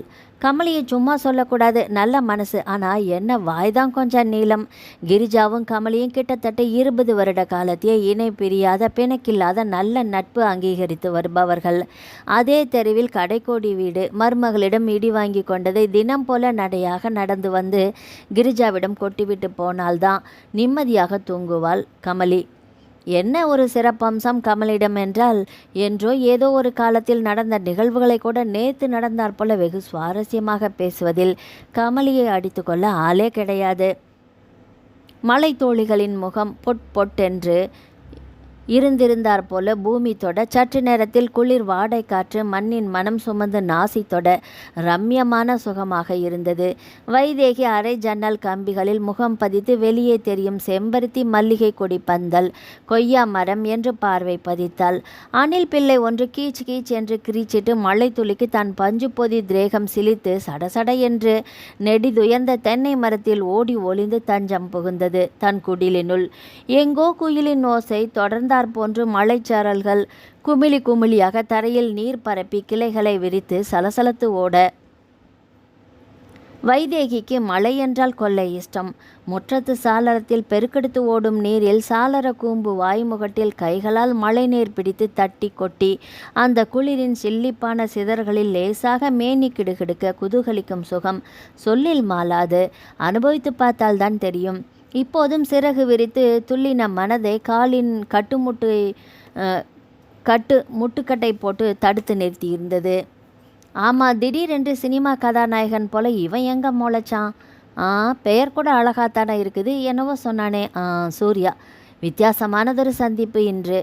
சந்திப்பா? என்ன வைதேகி, உனக்கு என்ன ஆயிற்று? சந்திப்பு அது இதுன்னு மனம் மருகுவது போல இருக்கிறது. ஏன், அழகான பொருட்களை ரசிப்பது போல் அழகான ஆணை ரசிப்பதில் தவறென்ன இருக்கிறது? ரசிப்பு ரசனை என்ற எல்லை கோட்டை தாண்டாத வரைக்கும் எல்லாமே இனிமைதான். வைதேகி மனதுக்குள் முகிழ்த்த கேள்வி குமிழ்களின் தலையில் தானே கூழாங்கல்லிட்டு நசித்து சமன் செய்து விளக்கம் பகிர்ந்து கொண்டிருந்தாள். எதுவாகவோ இருந்துட்டு போகட்டும், அவனை பற்றி நமக்கென்ன வந்துச்சு? இந்த ரகுராமன் யாராக இருக்கும் என்பதை முதலில் ஆராய வேண்டும். ஆராய்ந்து என்ன செய்ய போகிறாய் வைதேகி? நீயாக தேடி ஓடி எதையாவது இன்று இழுத்து விட்டு கொண்டார் போல இழுத்து விட்டு கொள்ளாதே. அமைதியாக இரு. நல்லதோ கெட்டதோ தேடி வரட்டும். எதிர்கொண்டு சமாளிக்கும் துணிவும் மனப்பக்குவமும் மட்டும்தான தேவை. புரிந்ததா? அதிகார அறிவுரை புகட்டும் மனது சலனங்களின் தலையில் கொட்டினார் போன்று முத்தாய்ப்பாக முற்றுப்புள்ளி வைக்க நீண்ட பெருமூச்சொறிந்தவள் படுக்கையில் வந்தமர்ந்தாள். மெல்ல மெல்ல இருள் கவிழ்ந்து கொண்டிருந்தது. மழையின் ஆதிக்கத்தில் இருளின் அடர்த்தி 6:30 மணிக்கு எல்லாமே 8 மணியான போன ஒரு பிரமை தட்டிற்று. வைதேகிமா, எவ்வளவு நேரம் அறைக்குள்ளேயே அடைஞ்சு கிடப்ப? வா, வந்து உட்காரு. கொஞ்ச நேரம் டிவி பார்த்துட்டுரு. கமலி மாமி சொன்னாங்கன்னு காமினியை வர சொல்லி ஃபோன் அடித்தேன். ஏன் நல்ல நேரம் நாளைக்கு காலையிலேயே கிளம்பி வர்றதா சொல்லிட்டா. காலை குணப்படுத்திக்கிட்ட மாதிரியும் ஆகும், உடம்ப தேர்த்திக்கிட்ட மாதிரியும் ஆகும். சும்மா அவசரத்துக்கு எதையோ ஒன்றை குறிச்சிக்கிட்டு ஓடுற. மதியம் இத்தினோண்டு டப்பால சாதம். உடம்புக்கு தெம்பு எங்கிருந்து வரும்? ஹார்லிக்ஸ் போட்டு எடுத்துகிட்டு வரவா வைதேகி? அதெல்லாம் ஒன்றும் வேண்டாம்மா. எனக்கு என்ன, நான் நல்லா தானே இருக்கிறேன். இந்த 2 நாளில் கால் சரியாக போயிடும். எதுக்கு காமினியை கஷ்டப்படுத்திக்கிட்டு? வந்திருந்து பார்க்கட்டுமே தம்பி சம்சாரத்தை. என்ன கெட்டு போகிறது? நீ நல்லா ரெஸ்ட் எடுக்கிறது என்ன, புரிஞ்சுதா? இனி நான் சொன்னால் கேட்கவா போகிறீங்க? ரெஸ்ட் எடுக்கிறேன் போதுமா? வைதேகி சின்ன சிரிப்பை உதிர்த்து ஹாலுக்கு மெல்ல விந்தி விந்தி சுவரனை பற்றினவாறே நடந்தாள். மாமியார் அம்மாளின் கை பக்குவத்தில் கமகம என்று ஹார்லிக்ஸ் பருகி முழுக்க தெம்பாக இருப்பது போல இருக்க, சட்டென்று மின்னல் வெட்ட தூரத்தை எங்கோ காதே அதிரும்படியான டமடம ஓசையில் இடி விழுந்த செய்தி கண்ணங்கரிய காரிருளாக கரண்ட் கட்டாகி போக, இது என்னடிமா வைதேகி, கரண்ட் இருந்திருந்தாப்புல போயிடுச்சு. வெளிவாசல் சாத்தினேனா இல்லையா ஒன்றுமே நினைவில்லையே. இந்த மெழுகுவத்தி தீப்பெட்டி மாடத்தில் தானே வச்சேன். எந்த திசையில் நிற்கிறேனும் விளங்கலை. ஈஸ்வரா, கிரிஜா புலம்பி சலித்தாள். கவலை எதுக்குமா? நம்ம வீடு, நாம் காலங்காலமாக குடியிருக்கிற வீதி. இங்கே இது வரைக்கும் என்ன பயம் இருந்திருக்கு? இருந்தாலும் காலம் கடக்கிற கடப்பில் மனசுக்கு பகீருங்குதடி பொண்ணு. ஆண் பிள்ளை அத்தை வீடு, ஆண்டவன் துணையில் ஏதோ காலம் ஓடிட்டுருக்கு. கிரிஜா தனக்குத்தானே பேசி கொண்டவாறு அறைக்குள் குத்துமதிப்பாக நகர தொலைபேசி குழந்தை அந்த இருள் முகாந்திரத்திலும் சினிங்கிற்று. இதை யார் குரல் கொடுக்க சொன்னா? கிரிஜா சலிப்பை நீட்டி முழக்கும் முன் மெழுகுவர்த்தியின் தீபச்சுடரொளி சுவற்றில் மெல்லிய நிழலாட்டத்துடன் ஒளிர்ந்தது. என்ன வைதேகி, உனக்கு எதுக்கு சிரமம்?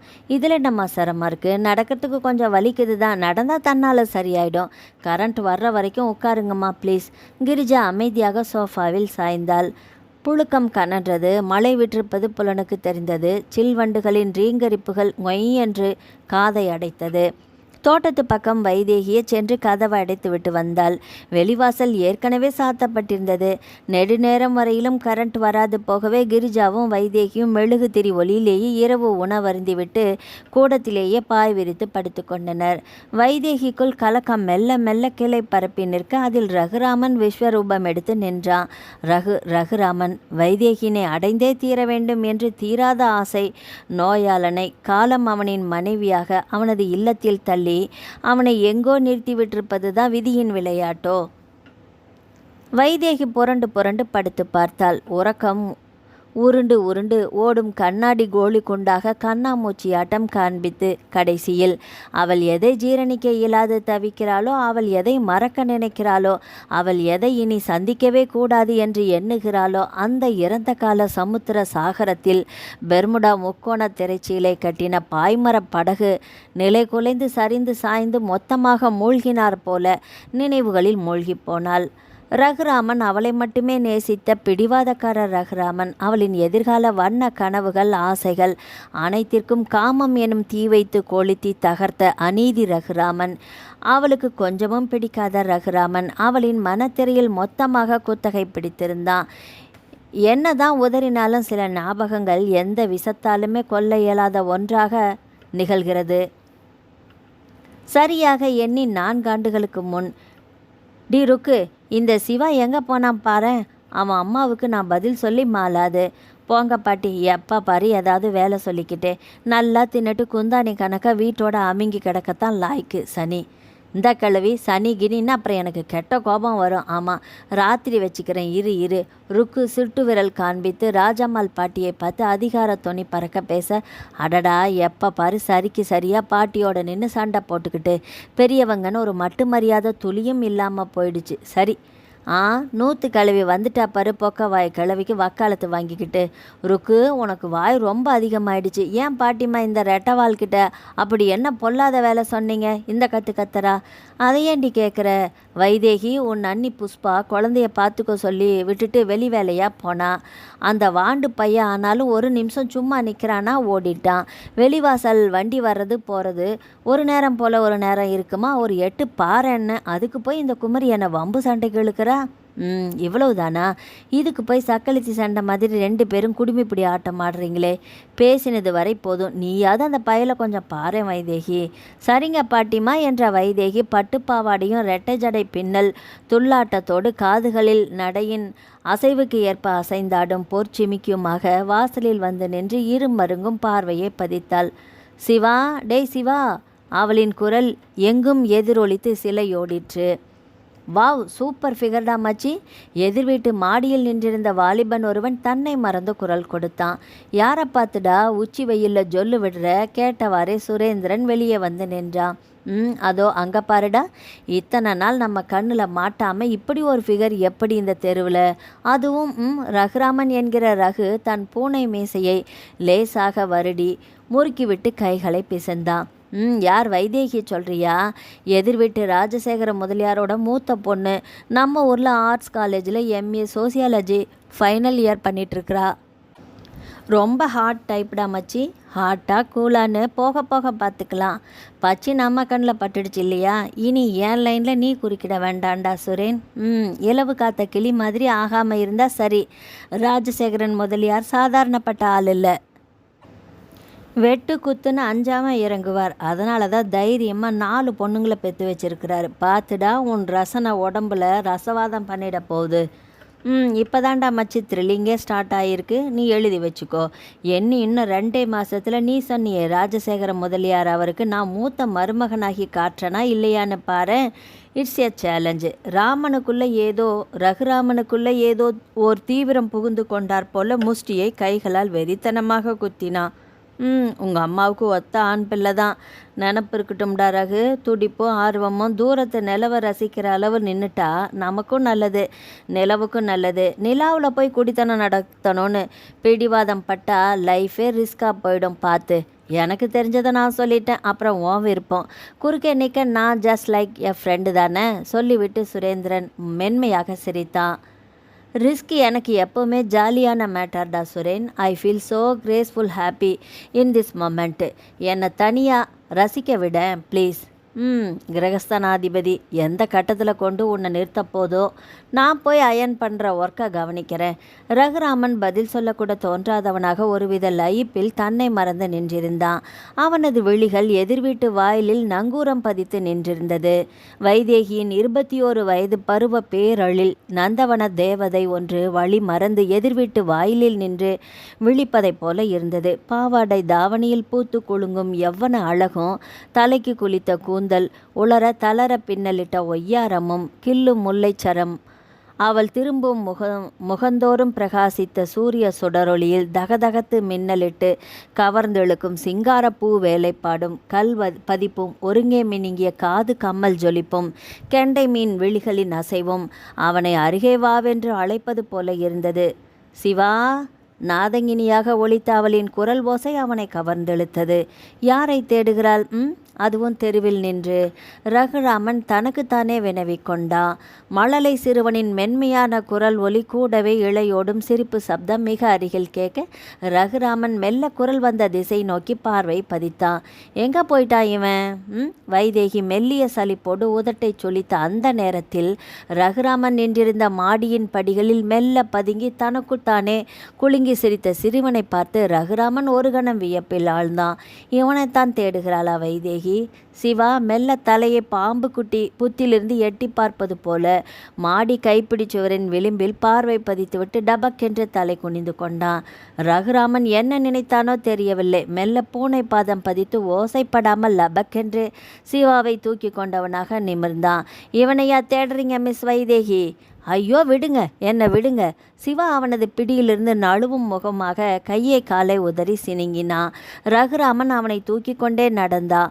வைதேகி தன் அருகே மிக நெருக்கமாக வந்து நிற்கும் வாலிபனையும் அவனின் பிடியில் இருந்த சிவாவையும் மாறி மாறி பார்த்தவள் என்ன நினைத்தாலோ சட்டென்று உள்ளே ஓடினாள். கொலுசு பாதங்கள் சப்திக்க குட்டி சிவா, ரொம்ப தேங்க்ஸ்டா கண்ணா. என் வருங்கால பொண்டாட்டியோட வீட்டுக்கு வழிகாட்டி உடனே உள்ளே அழைச்சிட்டு வந்ததுக்கு. ஈவினிங் உனக்கு 5 ஸ்டார் சாக்லேட் வாங்கி தரேன்டா செல்லம் என்று மென்மையான சிரிப்பை உதிர்த்து அவனது நெற்றியில் தனது நெற்றியை முட்டியனாக ஏதோ வெகுநாளத்திய சிநேகம் போன்று உள்ளே நுழைந்தான். வீட்டில் யாரும் இல்லையா பாட்டிமா? குழந்த புள்ள மாடி தடுப்பில் இருந்து தவறி விழ தெரிஞ்சான். நல்ல வேலை நான் மட்டும் பார்க்கலன்னா இந்த நேரம். ஐயோ, என்னப்பா சொல்கிற? ஈஸ்வரா, பிள்ளைய காப்பாற்றி கொண்டாந்து விட்டுருக்க. 100 ஆயுசு நல்லா இருக்கணும். ஏய் வைஜெயந்தி, அங்கே என்னடி பண்ணிகிட்ருக்கிற எல்லாரும்? பாட்டி சகலமும் ஆடிப்போய் ஏதோ சர்வேஸ்வரனையே நேரில் தரிசித்தார் போல பரவச துடிப்பில் உபசரிக்கும் முகமாக பேத்தியை அழைத்தாள். ஒருத்தி கூட வரமாட்டாளே. அதெல்லாம் ஒன்றும் வேணாம் பாட்டிமா, நம்ம வீடு தானே. நான் இப்படி சோஃபாவில் உட்காந்துக்கிறேன், வாங்க வந்து நீங்களும் உட்காருங்க, பதட்டப்படாமல் இருங்க, அதுதான் குழந்தை நல்லா இருக்கான்னு இல்லை என்றவனின் விழிகள் உள்ளே அறைக்குள் கதவிடுக்கிற்குள் ஜன்னல் கம்பிகளின் மறைவிற்குள் வைதேகியின் முகம் தெரிகிறதா என்று பார்வையை ஊடுருவி வீசினா. அவனின் தேடல் பொய்யில்லை என்று விளம்பும் முகமாக இடதுபுற அறையின் ஜன்னல் தடிப்பிற்குள் வைதேகியின் அழகு விழிகள் அவனை அளவெடுத்து கொண்டிருப்பதை பார்த்ததும் பாராதது போல வேறுபுறம் பார்வையை வீசி சுறுசுறு என்று தேடினா. பாட்டி வெகு பவ்யமாக சற்றே நாணத்தோடு செம்பில் நீர் கொண்டு வந்து ரகுராமனிடம் தந்துவிட்டு சங்கோஜம் அதிகமானார் போல எட்டி நின்று கொண்டாள். சரி பாட்டிமா, நான் கிளம்புறேன், குழந்தைய பத்திரமா பார்த்துக்கோங்க. சிவா கண்ணு, மாமா உனக்கு சாக்லேட் வாங்கிட்டு அப்புறமா வருவேனா? பாய்டா செல்லோ. நெற்றியில் முத்தம் பதித்து பாட்டியின் மனசு கோணிவிடக்கூடாது என்று நீரை மடக்கென்று விழுங்கிவிட்டு பெரிய டீப்பாயின் மீது வெற்று சொம்பை வைத்தவன் பாட்டியின் அருகே வந்து, பாட்டிமா நான் வரட்டுமா என்று புன்னகை ததும்ப கூறி விடை பெற்று கிளம்பினா. பாட்டி, அந்த மாமா போய் சொல்கிறாரு, நான் மாடிப்படியில் ஒளிஞ்சு விளையாடிட்டு இருந்தேன்னா வாய் மேலே போட்டேன்னா. சரி கடங்காரா, கையும் காலையும் வச்சுக்கிட்டு வீட்டோட இருக்க மாட்டாமல் தெருவில் குதிச்சுக்கிட்டு திரியிற. ஒன்று கிடக்க ஒன்று ஆச்சுன்னா உங்கள் அப்பா அம்மாவுக்கு யாரா பதில் சொல்கிறது? பாட்டியின் குரல் கன ஜோராக சிவாவை மிரட்டும் முகமாக எச்சரிக்கை துணியோடு ஒலிக்க, சிவா வெவ ஒளிப்பிச்சாங்கிழவி என்று பழிப்பு காட்டிவிட்டு சோஃபாவிலிருந்து குதித்திறங்கி உள்ளே ஓடினான். அடியே வைஜி, எங்கடி போய் தொலைஞ்சிங்க? ஒருத்தி நிழல் கூட கூடத்தில் வளலை. எல்லாம் இங்கே தான் இருக்கும். வைஜெயந்தியின் கட்டை குரல் வீட்டில் சிலையோடிற்று. பிள்ளைய பத்திரமா பார்த்துக்கிறத விட்டுட்டு தையா தக்கான்னு பொழுதுக்கும் சலங்கையை கட்டிக்கிட்டு குதிச்சுட்டே இருக்க வேண்டியது தான். தடி கழுதைங்களா, ஏதோ நல்ல பையனாக இருக்க தொட்டு வீடு வரைக்கும் கொண்டு வந்து சேர்த்துட்டு போகிறான். இதே வேற எவனாவது தோளில் தூக்கி போட்டுட்டு போயிருந்தானா இந்த நேரம் கதி என்னவாகி இருக்கும்? தெருவில் நின்று லபோ தீபோன்னு கத்தி கூப்பாடு போட்டுட்ருப்ப இல்லை பாட்டிமா? வைஜெயந்தி கழுக்கென்று சிரித்து பாட்டியம்மாவின் பொக்கை வாயை பிடித்திழுக்க பாட்டிக்கு முசுக்கென்று கோபம் மூக்கில் கொடி கட்டி பறந்தது.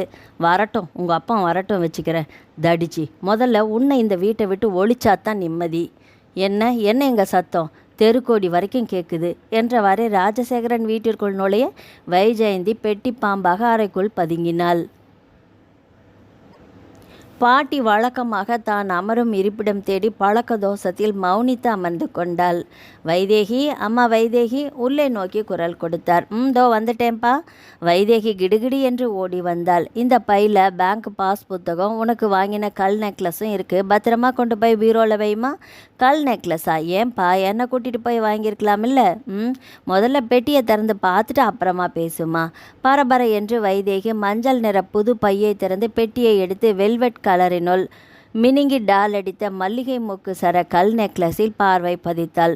ஒன்று விட்டு ஒன்று என்று சிவப்பு, அரக்கு, பச்சை, முத்து, வெள்ளை கற்கள் நிற வாரியாக கவர்ந்தெழுக்க தன்னை மறந்து போய், வாவ் ரியலி சூப்பர்ப்பா, தேங்க்யூ வெரி மச் என்று துள்ளி குதித்தாள்.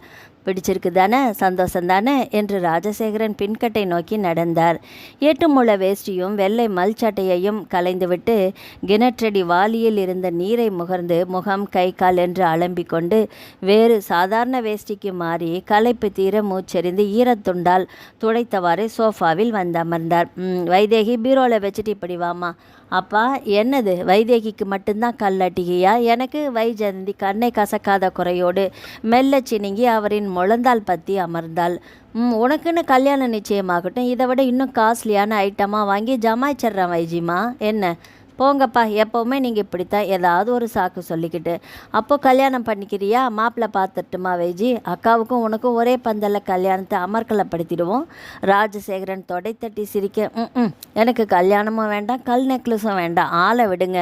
வைஜெயந்தி காற்று போன பலூன் போன்று முகத்தை தொங்க போட்டுக்கொண்டு மெல்ல எழுந்து நடந்தாள். வைதேகி மனதில் ஆவல் தாளாது கல் நெக்லஸை கழுத்தில் அணிந்து ஆளுயர நிலை கண்ணாடியில் இப்படியும் அப்படியுமாக திரும்பி திரும்பி ரசித்து அழகு பார்த்து கொண்டிருந்தாள். பெண்ணே அழகு பெட்டகந்தான், அதிலும் பருவ பெண்ணுக்கு பொன்னகை இன்னும் அழகு சுரகந்தான். வைதேகியின் அழகு கல் நெக்லஸில் மெருகு கூடி ஜொலித்தது. நல்லாவே இல்லை, குரங்கு மாதிரி இருக்குது என்று வைஜெயந்தி நறுக்கென்று கழுத்தில் நகம் பதியும் அளவு கிள்ளி விட்டு போனாள். ஐயோ பீட! வைதேகி துள்ளினாள். வைதேகிமா, தோ வந்துட்டேன்பா என்றவள் அவசர அவசரமாக நெக்லஸை கலற்றி அதற்குரிய பெட்டியில் வைத்து மூடி பீரோவில் வைத்துவிட்டு கூடத்துக்கு வந்தாள். இப்படி வாம்மா, இந்த ஃபோட்டோவை கொஞ்சம் பாரு. என்னப்பா என்றவள் அப்பாவின் கையில் இருந்த ஃபோட்டோவை வாங்கி பார்வை பதித்தாள். அழகு மிளிரும் ஷாம்பு கேஷம், கவர்ந்தெழுக்கும் கூரிய விழிகள், பொழியும் குறும்புத்தனம், நான் மெத்த படித்தவனாகும் என்பதை செப்பும் விதமாக ஜோரான கோட் சூட் டை அலங்காரம், அத்தனை சிவப்பில்லை என்றாலும் அழகு ததும்பும் குண்டு முகம் சிரத்தை எடுத்து வெட்டிவிட்டது போல சீரான மீசை, நிக்கோட்டின் கரை படிந்திராத மெல்லிய ரோஜா நிற இதழ்கள், குளிந்த முகவாய், லேசாக சிரிக்க முயன்ற தோற்றத்தில் எடுக்கப்பட்ட புகைப்படம்.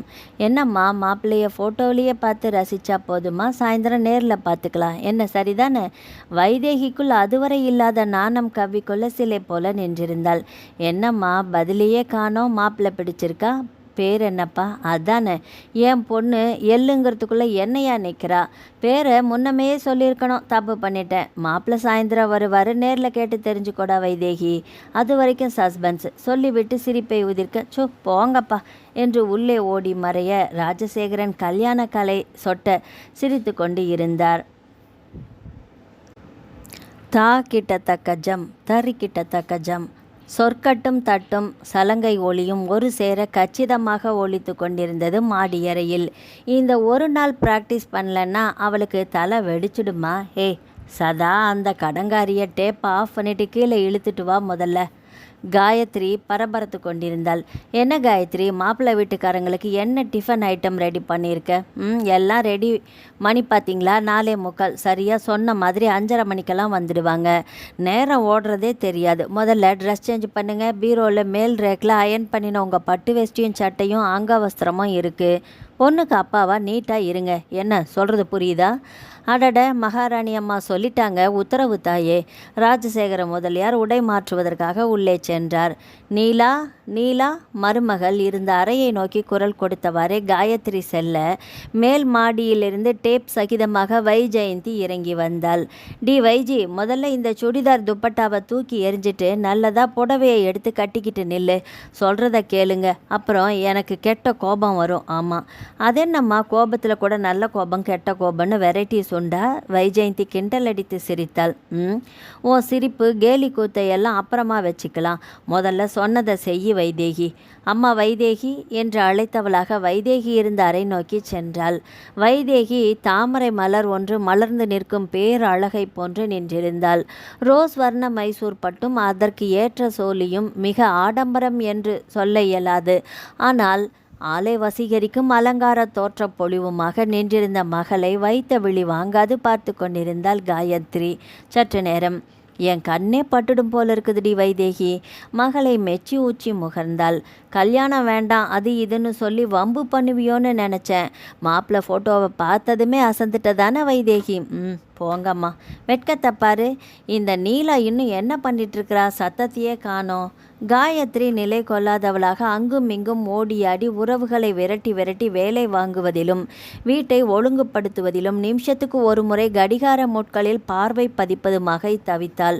அதுதான் சொன்ன நேரத்துக்கு வந்துடுவாங்கல்ல, அப்புறம் நீயா கிடந்து ஏன் டென்ஷன் ஆகிற காயத்ரி? அமைதியாக கொஞ்ச நேரம் உட்காரு. ராஜசேகர முதலியார் அழகிய பட்டு வேஷ்டி சட்டை அங்கவஸ்திரம் தங்க பிரேமிட்ட கண்ணாடி சகிதமாக மனைவி முன் வந்து நிற்க காயத்ரி கொஞ்சத்துக்கு கொஞ்சம் வெக்கப்பட்டு போனாள்.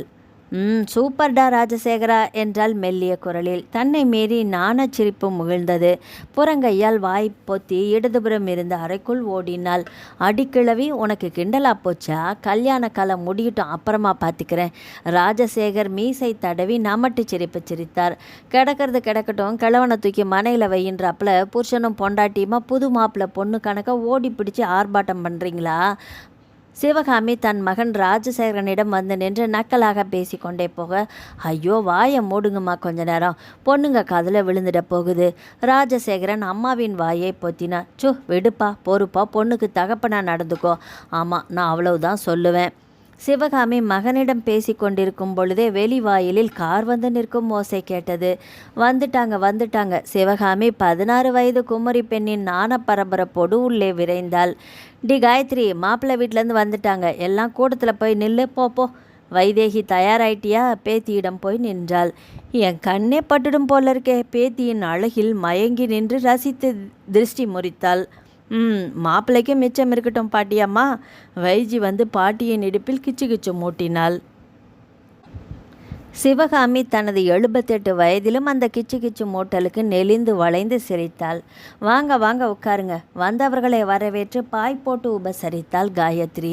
கூடத்தில் இருந்த சோஃபாவில் ஆண்களும் பாய் விரிப்பில் பெண்களும் என்று அமர்ந்திருந்தனர்.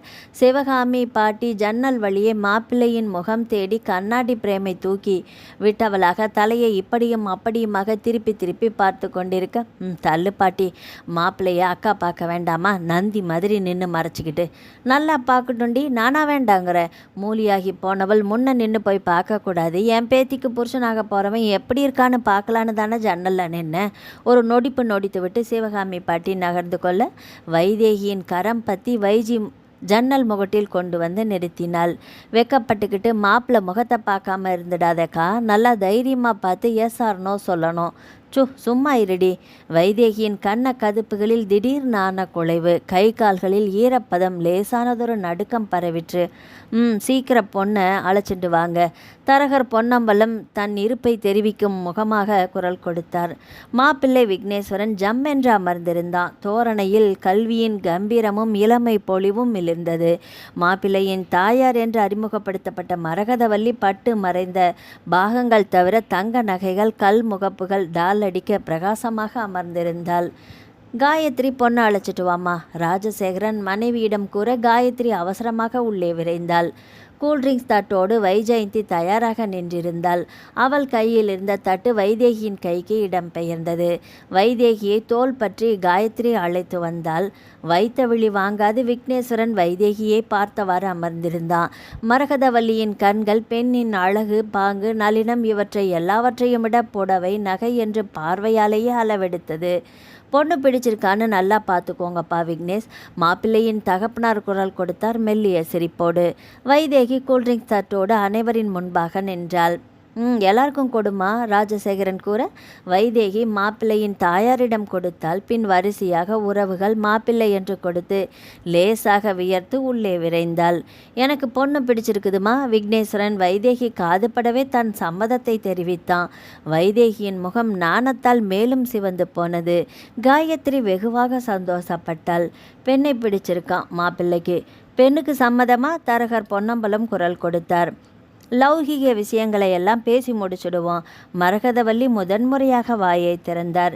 காயத்ரிக்கு என்ன சொல்லப் போகிறாளோ என்று மனதிற்குள் திக் அலைமோதல்களின் பேரிரைச்சல்கள். கண்களால் அவரை பார்த்தால் அவர் குதூகல சந்தோஷத்தில் அமர்ந்திருந்தார். என் மூத்தாரோட வீட்டில் சம்மந்தம் பண்ணினப்போ 50 சவரன் நகையும், மாப்பிள்ளைக்கு ஸ்கூட்டரும், 5 சவரன் செயின், 1 பவுன் மோதிரமும் போட்டாங்க. பொண்ணுக்கு சீராக 10 ஏக்கர் நஞ்சை எழுதி வச்சாங்க. அப்புறமா வழக்கம் போல் பீரோ, கட்டில், மெத்தை இத்தியாதின்னு குடும்ப சாமான்கள்லாம் வச்சாங்க.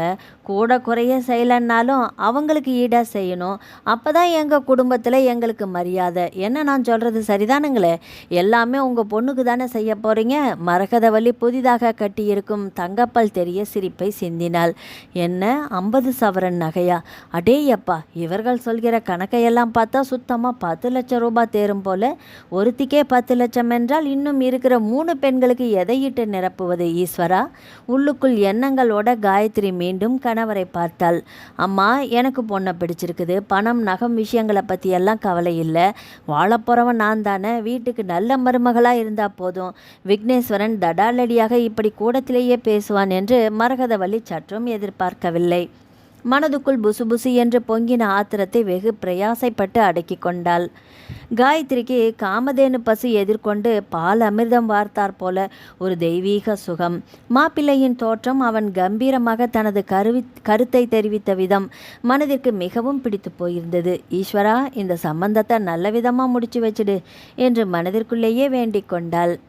அப்புறம் என்னங்க, மாப்பிள்ளையே விருப்பத்தை சொல்லிட்டாருல, தட்டை மாற்றிக்கலாம் தானே. நல்ல நேரம் தாமசமாயிட போகுது இல்லையா? தன்னிருப்பை காட்டிக்கொள்ளும் முகமாக தான் வாங்கும் கமிஷன் தொகைக்கு உண்மை ஊழியனாகவே வெற்றிலை கரை பற்கள் தெரிய சிரிப்பை உதித்தார் தரகர். எங்கள் பொண்ணுக்கு நீங்கள் கேட்ட அத்தனையும் செய்ய சம்மதம். என்ன சம்மந்திம்மா, சந்தோஷம் தானே? உங்கள் வீட்டு மருமகள் உங்கள் விருப்பப்படி வந்தால் தானே உங்களுக்கும் சந்தோஷம். ராஜசேகர் சிரிப்பை உதிர்த்து இடைப்புக, ராஜசேகர் திடீரென்று இப்படி 10 லட்சத்துக்கு ஒப்புக்கொள்வார் என்று சற்றும் எதிர்பாராத காயத்ரியே பதறிப்போனால் ஒரு கணம். என்னங்க என்றவளை மாமியார் அம்மாளின் வலுக்கட்டாயமான கரம் பற்றி இழுத்து சென்றது.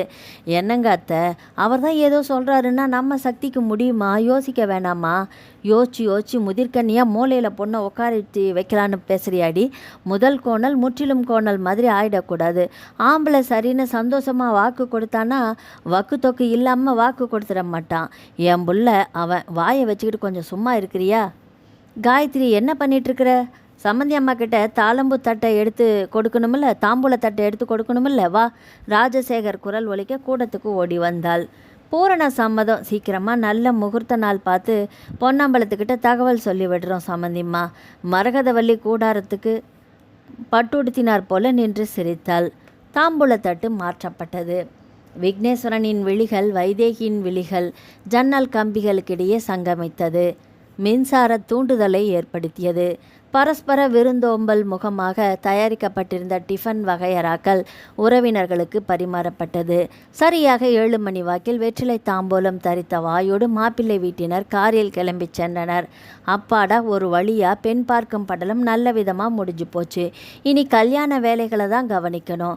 ராஜசேகரன் சோஃபாவில் சாய்ந்தார். என்னங்க, நீங்கள் பாட்டுக்கு பூம் பூம் மாட்டுக்காரன் மாதிரி மாப்பிள்ளை வீட்டுக்காரங்க சொன்னதையெல்லாம் செய்கிறோன்னு தலையை ஆட்டிட்டு ஒய்யார சிரிப்பை சிந்தி சம்மதம் வேற சொல்லி வழி அனுப்பிட்டீங்க. எனக்கு அடிவயிறெல்லாம் கலங்குது. நமக்கு இன்னும் 3 பொண்ணுங்க இருக்காங்கிறத மறந்துட்டீங்களா? மாப்பிள்ளையை பார்த்த மயக்கத்தில் படபட என்று காயத்ரி பேசிக்கொண்டே போக, பொண்ணை பெற்ற தகப்பன் இது கூட செய்ய மாட்டேனா? எல்லாம் எனக்கு தெரியும் காயத்ரி. வைதேகிக்கு என்ன செய்கிறேனோ அதே அளவில் மற்ற 3 பொண்ணுங்களுக்கும் செய்கிற சக்தியும் திறமையும் எனக்கு உண்டு. நான் ராஜசேகர முதலியார். மெல்லிய சிரிப்பை உதிர்த்து மேலுதட்டின் மீசையை இடது புறங்கையால் நீவி விட காயத்ரி தலையில் அடித்து கொண்டு எழுந்து போனாள். வைதேகி கல்யாண கனவில் மிதந்தாள். டி வைஜி, எனக்கு இந்த கண்ணாடியை மாற்றணும். அப்புறமா கோடம்பாக்கம் புடவையில் பட்டு டிசைனில் புடவை எடுக்கணும். ஆனால் மாடெல்லாம் தாளம் போடையில் கோணல் மாடு கொம்ப ஆட்டுச்சான். காயத்ரி மாமியாரின் குரலை காதில் வாங்கினவள் நொடித்து விட்டு போனாள். ஆசைப்பட்டவ அள்ளி முடிகிறா. எட்டி பார்க்குற மொட்டைக்கு என்ன வந்துச்சான்? மாமியார் பதிலடி கொடுத்தா. அடடா, காடு போய் சேர்ற வரைக்கும் உங்கள் மாமியார் மருமக சண்டை முத்துப்புள்ளி வராதாட்டங்குது. கல்யாண பட்ஜெட்டில் பாட்டிமாவுக்கு தான் முதலிடம். பாட்டிமா என்னென்ன கேட்டாங்களோ அது அத்தனையும் ஓகே. என்ன வைதேகிக்கா, அடுத்த வருஷம் என்னோட கல்யாணத்தை இருந்து பார்க்க கொடுப்பனை இருக்கோ இல்லையோ யார் கண்டா? வைஜெயந்தி மைவிழி கண்ணடித்து கிண்டல் தொனிக்க சிரிப்பை உதிர்க்க, அடிங்கொப்பந்தான் நான். கல்யாணத்துக்கு பட்டுப்புடவை கேட்டால் கொடுமைக்கு வாய்க்கரிசி அள்ளி போட பார்க்குறியாடி? வைஜெயந்தி துள்ளல் சிரிப்போடு பாட்டியின் தொய்ந்து போன கன்னத்தை வெடுக்கென்று பிடித்தெழுத்துவிட்டு சிட்டாக ஓடினாள். வைதேகி கல்யாண கனவுகளில் வலம் வந்தாள். விக்னேஸ்வரனின் அழகும் கம்பீரமும் அவனின் பதிலும் மனதுக்கு மிகவும் பிடித்து போயிருந்தது. ஆனால் ரகுராமனுக்கு பிடிக்காமல் போயிருந்த செய்தி கேள்விப்பட்ட நொடியிலிருந்து நோ, நான் இதுக்கு சம்மதிக்க மாட்டேன் கத்தினா. ஹரி அருகில் வந்து நின்று சிரித்தான். அதுதான் முடிஞ்சு போச்சுல்ல, அப்புறமென்ன நீ சம்மதிக்கங்கிறது?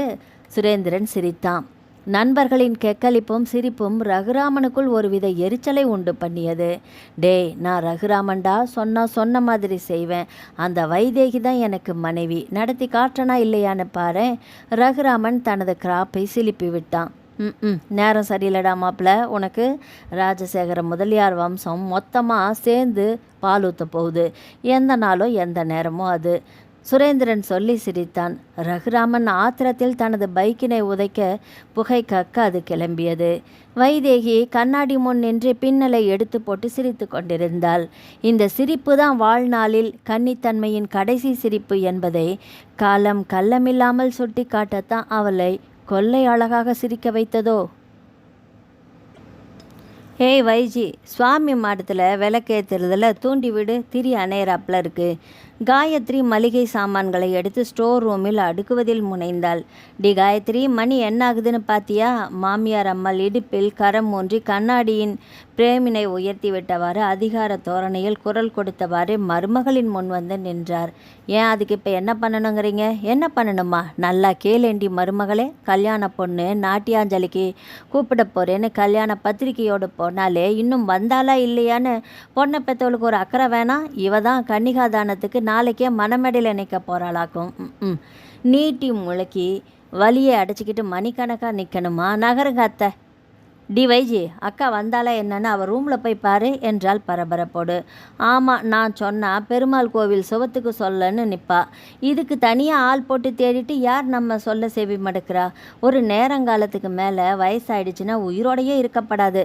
மாமியார் அம்மாள் சலித்தவாறே உள்ளே சென்றாள். டி வைஜி, காயத்ரி இறைந்து கத்தினாள். என்னம்மா டமார செவிடா, எனக்கு ஏன் கத்துறீங்க? வைஜி பின்னலை பின்னுக்கு தள்ளிவிட்டு வந்தாள்.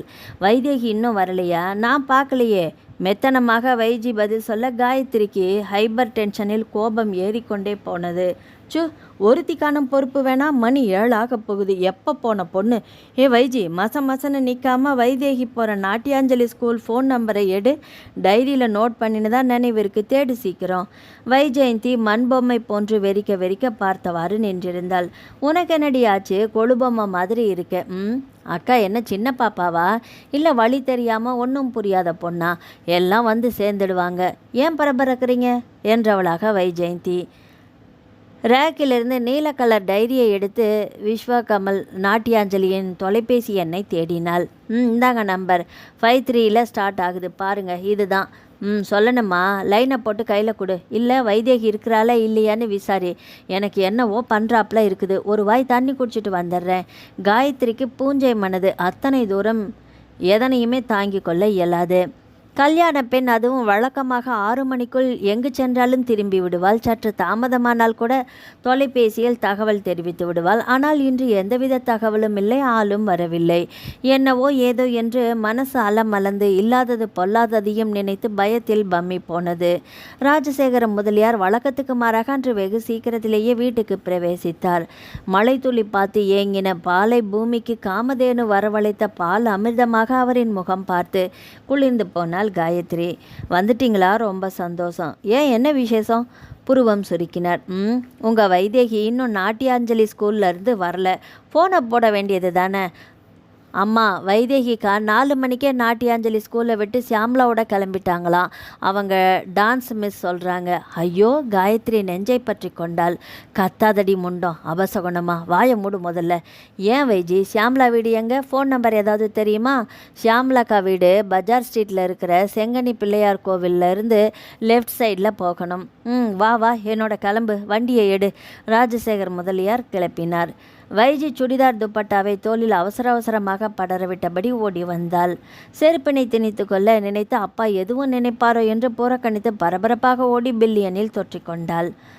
இதுக்கு தான் பொண்ணுக்கு தலைக்கு மேலே செல்லம் கொடுக்கக்கூடாதுங்கிறது. இப்போ பாரு, கொஞ்சம் வாயை மூடிட்டு சும்மா இருங்கோ. என் அப்பனே ஈஸ்வரா. கண்ணில் லேசாக நீர் திரள காயத்ரி பூஜை அறைக்குள் ஓடினாள். நிலப்படி திட்டில் பெருவிரல் நச்சென்று மோதி அடி வாங்கியதில் ஒரு சனத்தில் கால் பெருவிரலின் சதையோடு இருந்த ஐக்கியம் நகத்திற்கு தொடர்பற்று இரத்த கணமாக சிவக்க ஐயோ என்று கால் பற்றி அப்படியே அமர்ந்து விட்டாள். ஏய், என்னாச்சுடி காயத்ரி?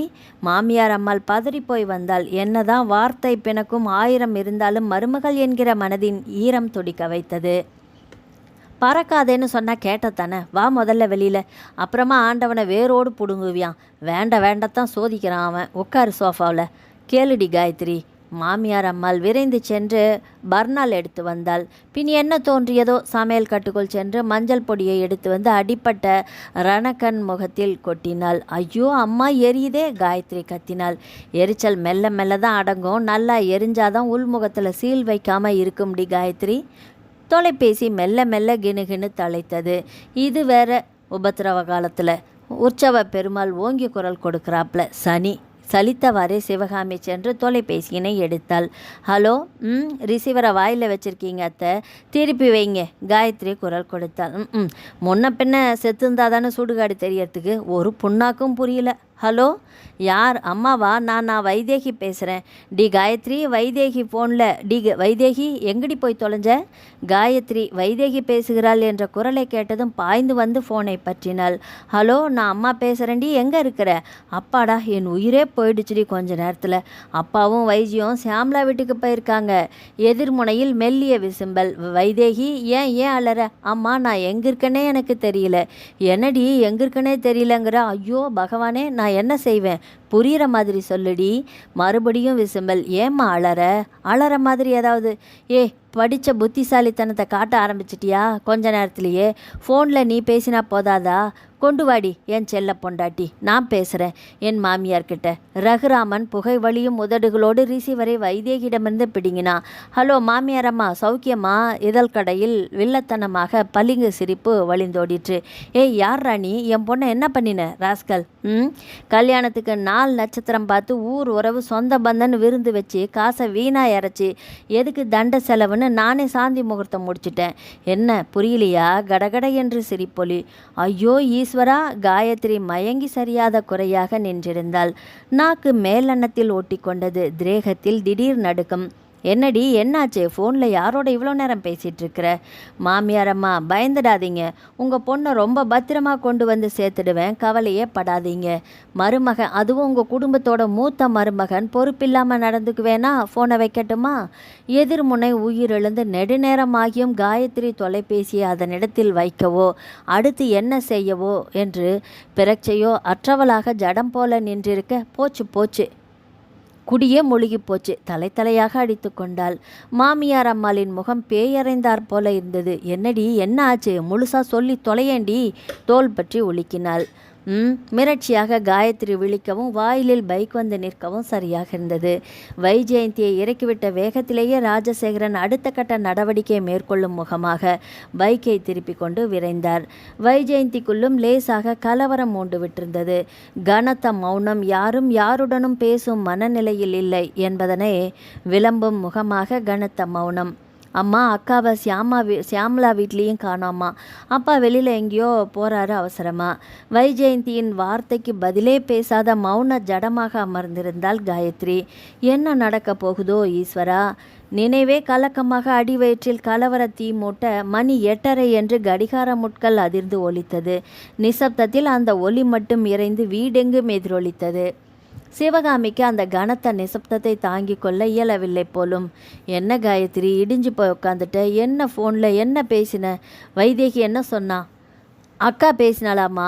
வைஜெயந்தி ஆவலோடு வினவ, இனி பேசி ஒன்றும் ஆக போகிறதில்ல, பேரிடி விழுந்துடுச்சுடி. காயத்ரி ஓடி சென்று பூஜை அறை கதவை அடைத்து கொண்டு கதறினாள், தாங்க மாட்டாதவளாக. வைஜெயந்திக்கு ஒன்றுமே விளங்கவில்லை. விழித்தாள். சிவகாமிக்கு தெளிவாக விளங்கிற்று. வழக்கமாக தொட்ட 90க்கும் குற்றம் குறை சொல்லி புலம்புபவள் வாயை மூடிக்கொண்டிருந்தது தான் ஆச்சரியம். எது நடந்தாலும் பகவான் செயல்னு நினச்சிக்க காயத்ரி. அழிவுக்கு ஒரு நேரம் வந்தா ஆக்கத்துக்கு ஒரு நேரம் வரும். இல்லை, இது ஏதோ கெடுங்காலம்னு நினச்சி அமைதியாயிரு. ஊரே கேள் நாடே கேள்னு ஒப்பார வச்சு மானத்தை வாங்கிடாத. அடுத்த 3 பொண்ணுகள் இருக்குது, நினைவு இருக்கட்டும். ஆணித்தரமாக பேசினவள் அமைதியாக தன்னிடத்திற்கு சென்று பாயை விரித்து சுருண்டு விட்டாள். அடுத்த 10 நிமிடத்தில் வீட்டு வாயிலில் கார் வந்து நின்றது. வைதேகி கண்களில் நீர் திரள உள்ளே ஓடி வந்தாள். தொடர்ந்தாற் போல ரகுராமன் கம்பீரமாக உள்ளே நடந்து வந்தான். அத்தை, எங்க ஆளைய காணோம் அத்தை? குரல் கேட்டு பூஜை அறையிலிருந்து காயத்ரி ஓடி வந்தாள். உங்கள் பொண்ணை, என்னோட பொண்டாட்டியை நான் பத்திரமா கொண்டு வந்து சேர்த்துட்டேன். எங்கள் வீட்டிலேருந்து எங்கள் அம்மா தங்கைகள் எல்லாமே முறைப்படி வந்து பேசுவாங்க. சௌகரியப்பட்டால் நீங்கள் வைதேகிக்குன்னு குறித்த முகூர்த்தத்திலேயே எங்கள் கல்யாணத்தை வச்சுக்கலாம். I have no any objection. வரட்டுங்களா? பை வைதேகி. என் சின்ன மச்சினி வரட்டுமா? வைஜியின் கன்னத்தை தொட்டு மெல்ல சிரிப்பை உதிர்த்து வெளியேற காயத்ரி சிலை போல நின்றிருந்தாள். வைதேகி பாத்ரூமில் நின்றிருந்தாள். அழுகிறாளா இல்லை குளிக்கிறாளா? சவரும் திறந்து விடப்பட்டிருந்தது. குழாயில் நீரும் கொட்டி கொண்டிருந்தது. காயத்ரிக்கு நெஞ்சே வெடித்துவிடும் போல இருந்தது. கட்டுப்படுத்த இயலாதவளாக சமையல் கட்டுக்குள் சென்று குடத்தில் இருந்த தண்ணீரை தலையில் கொட்டி கொண்டாள். என்னடி, என்ன நடந்துச்சு? ஏன் இப்படி என்னவோ போல இருக்கீங்க? அந்த ஆள் யார் என்னென்னவோ சொல்லிட்டு போகிறான்? அக்காவுக்கும் அவனுக்கு என்ன சம்பந்தம்? வைஜி இறைஞ்சி கத்தினாள். வாயை மூடுடி கடன்காரி. சிவகாமிக்கு ஏதோ ஆவேசம் வந்தார் போல வைஜியை அரைந்து தள்ளினாள். பாட்டி, என்ன ஏன் அடிக்கிறீங்க? கன்னத்தை பற்றினவாறே மிரண்டு போய் நின்றிருந்தாள் வைஜெயந்தி. ராஜசேகரன் அதீத அலைச்சல் தந்த சோர்வோடு உள்ளே பிரவேசித்தார். வீட்டின் நிசப்தம் அவரை யோசிக்க வைத்தது. வைதேகி வந்து விட்டாளா? அப்படியென்றால்? காயத்ரி இறைந்து குரல் கொடுத்தார். தலையே காட்டவில்லை வெளியே. என்ன, ஏன் எல்லாரும் அமைதியாக இருக்கீங்க? வைதேகி வந்துட்டாளா? ராஜசேகரன் கூச்சல் சுவரெங்கும் சிலையோடிற்று. அப்பா, என்னை மன்னிச்சிடுங்க. வைதேகி ஓடி வந்து காலில் விழுந்தாள். ராஜசேகரனுக்கு புரிந்து போயிற்று. இடுப்பில் இருந்த பெல்ட்டை கலற்றி விளாசினார். வைதேகியின் கதறல் 4 தெருவை தாண்டியும் எதிரொலித்தது. ஐயோ, பொண்ணை போட்டு அடிக்காதடா ராஜசேகரா. இடை புகுந்த சிவகாமிக்கு அடி விழுந்தது. தாய் என்ற கரிசனமும் பாராது வைஜெயந்தி மிரண்டு போய் அறைக்குள் பதுங்கி கொண்டாள். காயத்ரி சமையலறையை விட்டு வெளியே வரவே இல்லை. தேடிக்கொண்டு போய் ராஜசேகரன் அரைந்து தள்ளினார். காயத்ரி ஜடமாக நின்றிருந்தாள். ஏய், யார்டி அவன்? ராத்திரியோட ராத்திரியா கொன்னு புதைச்சிட்டு வந்ததா மறுவேளைய? சொல்லு. வைதேகி வெறும் சிலை போல நின்றிருந்தாள். விடிந்தும் விடியாததுமான இளங்காலை பொழுதில் கிரிஜா பரபரையென்று வீடு தேடி வந்து கதவை தட்டினாள். யார்னு பாருடி வைஜி. வைஜி அமைதியாக இருந்தாள். காரணம், ராஜசேகரன் கூடத்து சோஃபாவில் அமர்ந்திருந்தார். இரவு எங்கு சென்றாரோ தெரியவில்லை. வெகு நேரம் கழித்து வந்தவர் மறுபடியும் அனைத்து பொருட்களையும் அடித்து நொறுக்கினார். எப்பொழுது உறங்கினார் என்றே தெரியாது. அவர்கள் உறக்கத்திலும் விழிப்பிலும் தவித்து விடிந்த பொழுது தெரியாது குதித்து கொண்டிருந்த நிலையில் வீட்டு வாயிலில் ஒரு பெண்மணி வந்து கதவை தட்டினால் யார்தான் சென்று கதவை திறப்பார்கள்? காயத்ரி சிவகாமியை பார்த்தாள். சிவகாமி வந்தது வரட்டும், ஆனது ஆகட்டும் என்ற துணிவோடு சென்று கதவை திறந்தாள். ஐயா, வீட்டு பெரியவங்களே மன்னிக்கணும். காலங்காத்தால வீடு தேடி வந்து நிற்கும்படியா ஆண்டவம் பண்ணிட்டான். முதல்ல உள்ள வாங்க. ராஜசேகரனின் உஷ்டம் சற்று தணிந்திருந்தது போல. வார்த்தைகளில் உக்கிரம் இல்லை. காலை பொழுது என்பதினாலோ இல்லை தேடி வந்திருப்பவர் பெண்மணி என்ற காரணத்தினாலோ ராஜசேகரனின் சொற்கள் இதமாக ஒலித்தது. சிவகாமி வந்தவளை ஊடுருவி பார்த்தாள். வயதானால் நல்ல அழகும் செழுமையும் மிளிரும் திரேகம், லேசாக ஆங்காங்கே ஊடாடும் ஓரிரு வெள்ளிக்கம்பி, பார்வையின் தீர்க்கத்திற்காக சற்றே தடிமனான கண்ணாடி, லேசாக புட்டா போட்ட சுங்குடி புடவை, நடுத்தர வர்க்கத்து குடும்ப பெண்மணி என்பதை சொல்லாமல் சொல்லிற்று. இவள் எதற்கு காலையில், அதுவும் நம் வீடு தேடி? சிவகாமியின் சிந்தனை கிளைகளுக்கு முற்றுப்புள்ளி வைக்கும் முகமாக அந்த பெண்மணி தடால் என்று ராஜசேகரனின் காலில் விழுந்தார். என்னம்மா, நீங்கள் யார்? வந்தது வராததுமா ஏம்மா என் காலில் வந்து விழுறீங்க? எழுந்துறீங்க முதல்ல. காயத்ரி, என்ன பண்ணுற? சேரை எடுத்து வந்து போடு. ராஜசேகரன் நேற்று அப்படி ஒரு சம்பவமே நடவாதது போல வெகு இயல்பாக பேசினாலும் காயத்ரியால் அத்தனை எளிதாக எதையுமே ஜீரணித்து விட இயலவில்லை என்பதனை அவளின் மெத்தனம் விளம்பிற்று. அதெல்லாம் இருக்கட்டுங்க, எதுவும் வேணாம். கிரிஜா சங்கோஜமாக மறுதளித்தாள். உட்காருமா. காயத்ரி சேரை எடுத்து போட்டாள். வீட்டிற்கு யார் புது வரவு என்று அறிந்து கொள்ளும் முகமாக வைஜெயந்தி ஓனான் தீட்டிலிருந்து தலையை உயர்த்தி கிளையை நோக்குகிறார் போன்று பார்வையை ஓடவிட ராஜசேகரன் அதை கண்டு கண்டிக்கும் முகமாக லேசாக செரும படக்கென்று உள்ளே சென்றாள். காயத்ரி, பெரியவங்களுக்கு காப்பி டீ ஏதாவது போட்டு கொண்டு வாமா. காயத்ரி மௌன பதுமையாக சமையல் கட்டுக்குள் சென்றாள். நேற்றைய இரவின் கலோபுர கூத்தில் பொருட்கள் எல்லாமே தாறுமாறாக இறைந்து கிடந்தது. எரிச்சலை விழுங்கி கொண்டு பால் கவரை தேடி பிடித்து காப்பி தயாரிப்பது முனைந்தாள். சொல்லுங்கம்மா, என்ன விஷயமா என்ன பார்க்க வந்தீங்க? ராஜசேகரன் என்னதான் பிரச்சனை என்றாலும் தலை போகிறதென்றாலும் தன்னை தேடி வந்தவர்களை அணுகி பேசுவதிலாகட்டும், செவி மடுத்து கேட்பதிலாகட்டும் ருத்ரமூர்த்தியின் நேர் எதிர்குணமாக செயல்படுவார். அதுதான் அவரின் விசேஷத்தன்மையே. ஐயா மன்னிக்கணும், என்ன பேசுறதுன்னு புரியல. ஆனால் பேசாமல் இருக்கக்கூடிய விஷயமும் இல்லை. ஒன்றே ஒன்று கண்ணே கண்ணுன்னு நான் பெத்த மகன் இப்படி ஒரு காரியம் பண்ணிட்டதுனால உங்கள் முன்னே வந்து நிற்கிற மாதிரி ஆயிடுச்சு. நீங்கள் என்ன சொல்கிறீங்கம்மா? ஐயா மன்னிக்கணும். என் கண்ணீரால் சேவிச்சாலும் என் புள்ள பண்ணின பாவத்துக்கு பிராயச்சித்தம் கிடைக்காது. ஏதோ ஆசைப்பட்டு பழிபாதகமான செயலில் இறங்கிட்டான். முறைப்படி திருமணத்துக்குன்னு நான் பார்த்த பொண்ணு வாழ்க்கையை என் பையன் சீரழிச்சிட்டான். அதனால் கிரிஜா மேலே என்ன பேசுவதென்று தெரியாமல் மிடறு விழுங்கினாள். ராஜசேகரனின் கோபம் மெல்ல மெல்ல உச்சத்திற்கெல்ல வெகு பிரயாசைப்பட்டு தன்னை கட்டுப்படுத்தி கொண்டார். காரணம், எதிரே அமர்ந்திருப்பவர் பெண். எடுத்துக்கோங்கம்மா. ராஜசேகரன் சினத்தின் தொனியை விழுங்கி கொண்டு குரல் கொடுத்தார். ஐயா. கிரிஜா மிடறு விழுங்கினாள். முதல்ல காப்பியை குடிங்க, பேசலாம். கிரிஜா பதற்றத்தினாலோ இல்லை அடுத்து என்ன நிகழப்போகிறதோ என்கிற பயத்தினாலோ காப்பியை மெல்ல உறிஞ்சினாள். வைதேகி. ராஜசேகரின் குரல் அந்த வீடெங்கும் சிலையோடிற்று. உள்ளறையில் அமர்ந்திருந்த வைதேகியின் பிடரியில் அரைந்தது அந்த குரல். நடுக்கூடத்துக்கு இழுத்து வந்தது அந்த குரல். கிளம்பு முதல்ல. அப்பா. விழித்தாள் வைதேகி. அம்மா, எதை தேடி உங்கள் பையன் வந்தானோ அது இந்த பொண்ணு தான். இவளை நீங்கள் தாராளமாக கூட்டிகிட்டு போகலாம். எனக்கு எந்த ஆட்சேபனையும் இல்லை. அப்பா, நான் சொல்கிறத கொஞ்சம் கேளுங்க ப்ளீஸ். வைதேகியின் கண்களில் சரசர என்று நீர் முத்துக்கள் திரண்டு உதிர்ந்தது. அம்மா, நீங்கள் கிளம்பலாம். சடார் என்று நாற்காலியிலிருந்து எழுந்து விட்டார்.